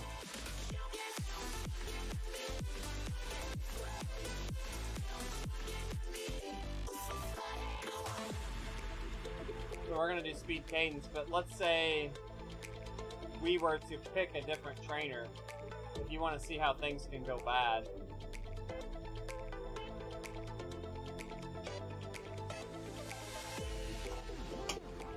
So now we've set it up wrong, and I just randomly picked a different trainer.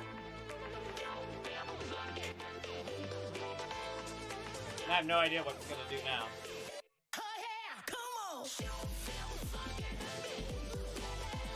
I actually think these two trainers are pretty close to one another. Yeah, so it doesn't look a lot different yet. But let's go.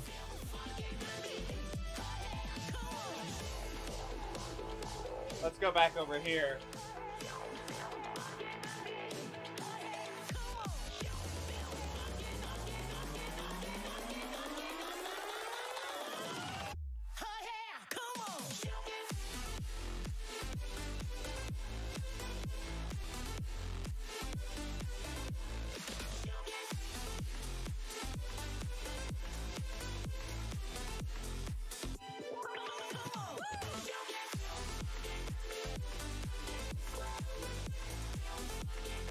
So it's still quite a bit low there.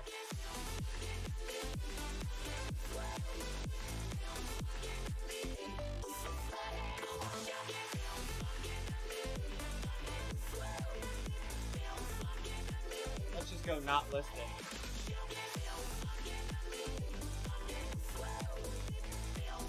Oh wow. Oh wait a minute. It looked really good there.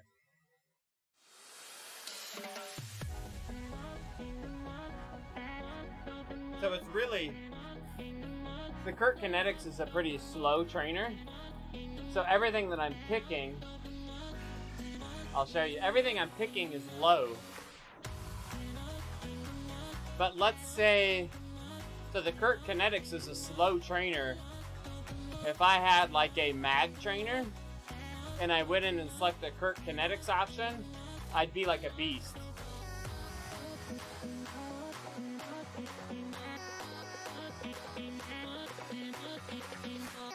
Oh yeah, Tyler, I did see you wade in. Nice job there, buddy. So we're gonna exit out of this. And let's go to here, guys.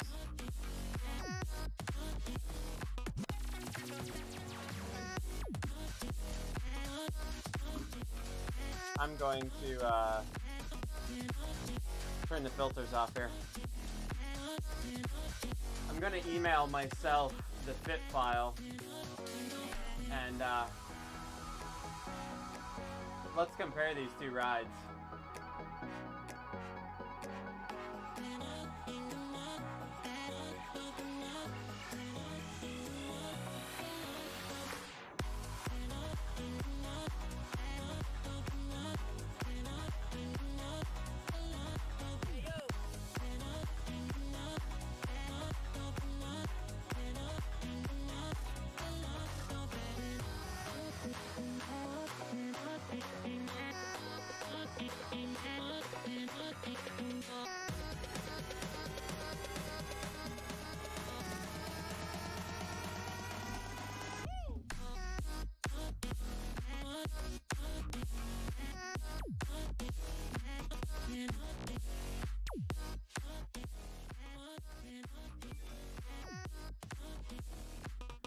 Alright, have you guys seen the DC Rainmaker tool before? See if we can do this. We need to switch it to the other screen.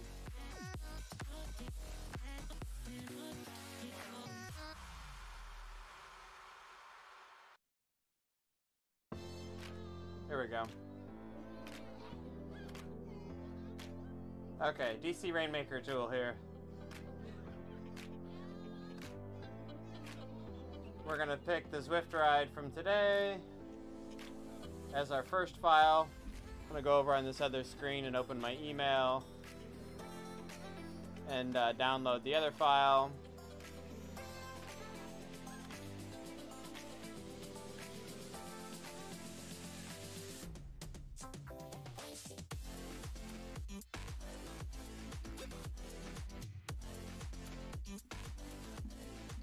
I forgot to click send, so going over there to click send real quick.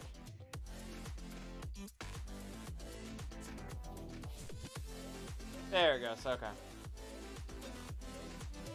Download it.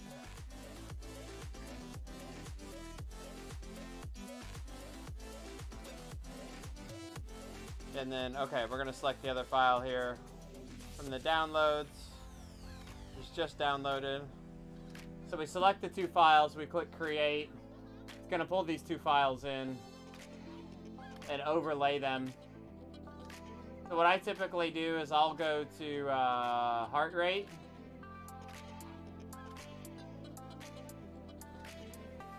Drill in on the heart rate here and try to see. So the blue seems to be lagging behind the purple by, let's see, about, that's at 37 seconds, that's at 36. So the blue's about 1 second ahead. So if you come down here and open the files, this is the blue, it's about 1 second ahead. So if I do -1 offset here in my, and then I'll go back up to my heart rate. And if I just kind of pull a chunk of my heart rate here,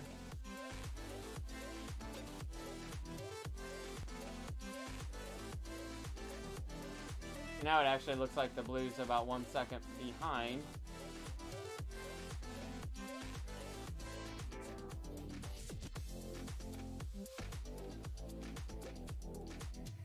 $18, $17. So I'm gonna go switch it back. That actually didn't look like it was better. We're gonna go back and look at that again. Where's that heart rate at? This was the spike, and that was cadence. Here's the heart rate spike. Okay, that graph looks pretty good, actually. You see how those lines overlap really well. So if we look at the power numbers here, let's look at some of my spikes here. Blue is gonna be my pedals. Purple's gonna be Zpower.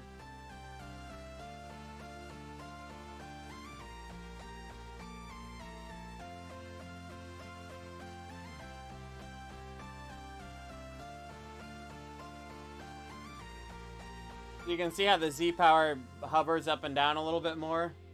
Across this section we've selected, it's 216 versus 199, so that's 15 watts at 200, so that's about 7% difference. Up here at the peaks, we're seeing about 100 watt difference at 600, so that's a significant change up there. I refresh this though. You can see the overall trend of the graph looks pretty good. Just consistently blue being above the purple. If you come down and look at the overall stats for the ride, average power for the ride, we're about 20 watts apart. Weighted power, which is actually net power, again about 20 watts difference. Maximum power, we're looking at about a 270 or 170 watt difference in max power.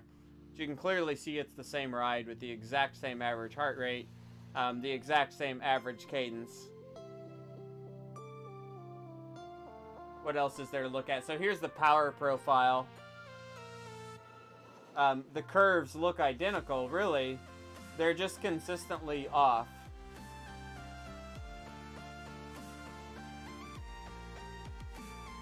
So all the way out here to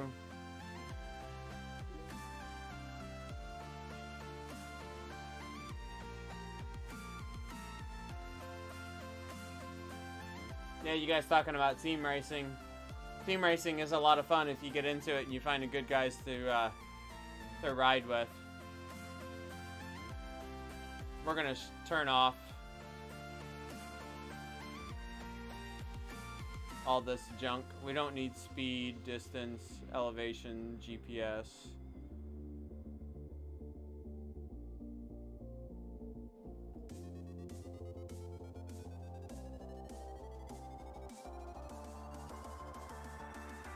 Are there Canada qualifiers for the World Fondo Championships? Be 2 in Canada, okay. I didn't know that. I'm gonna copy this link over to somebody too.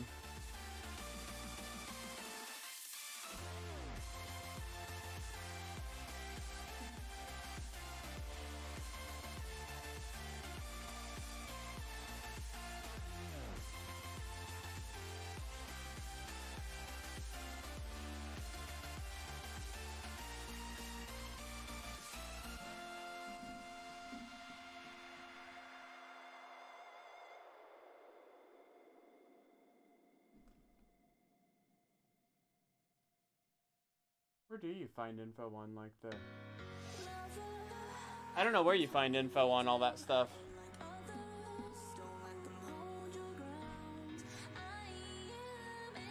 Well guys, I think that's it for me today. It was a good long ride, longer-ish ride, but 35 miles, nothing too hard. All zone 1, a little bit of zone 2, playing around with the pedals, the trainer setup. Had some fun, so...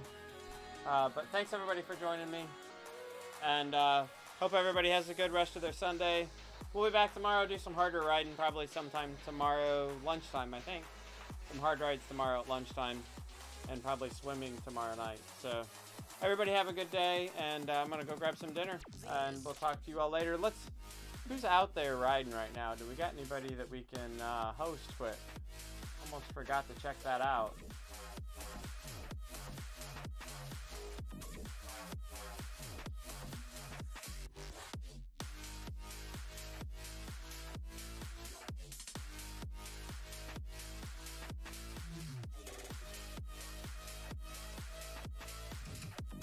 Okay, we've got Chris Beck and Mitch. What's Beck doing out here?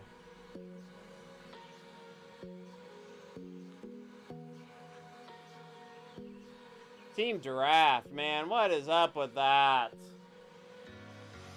I shouldn't give him a host just because he went over there. Why do they keep taking all the good guys? We're gonna host Chris back, guys. Hell of a rider. Legit strong guy. We'll give him a raid over there.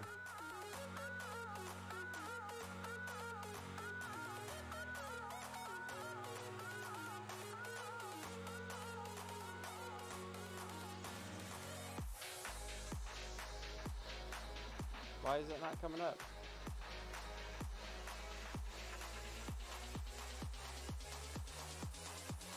I can't get it to come up now for Chris.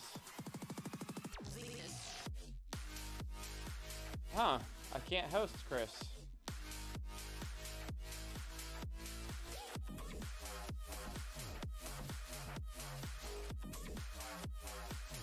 Why can't I host Chris? Can people block you from hosting him? That is odd.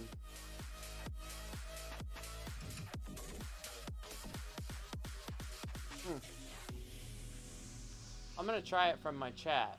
See if that works. I'm gonna try it real quick and see if it...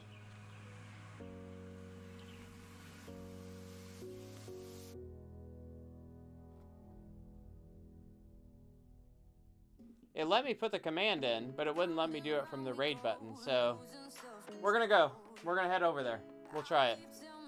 Alright, guys. Catch y'all later. Have a good one.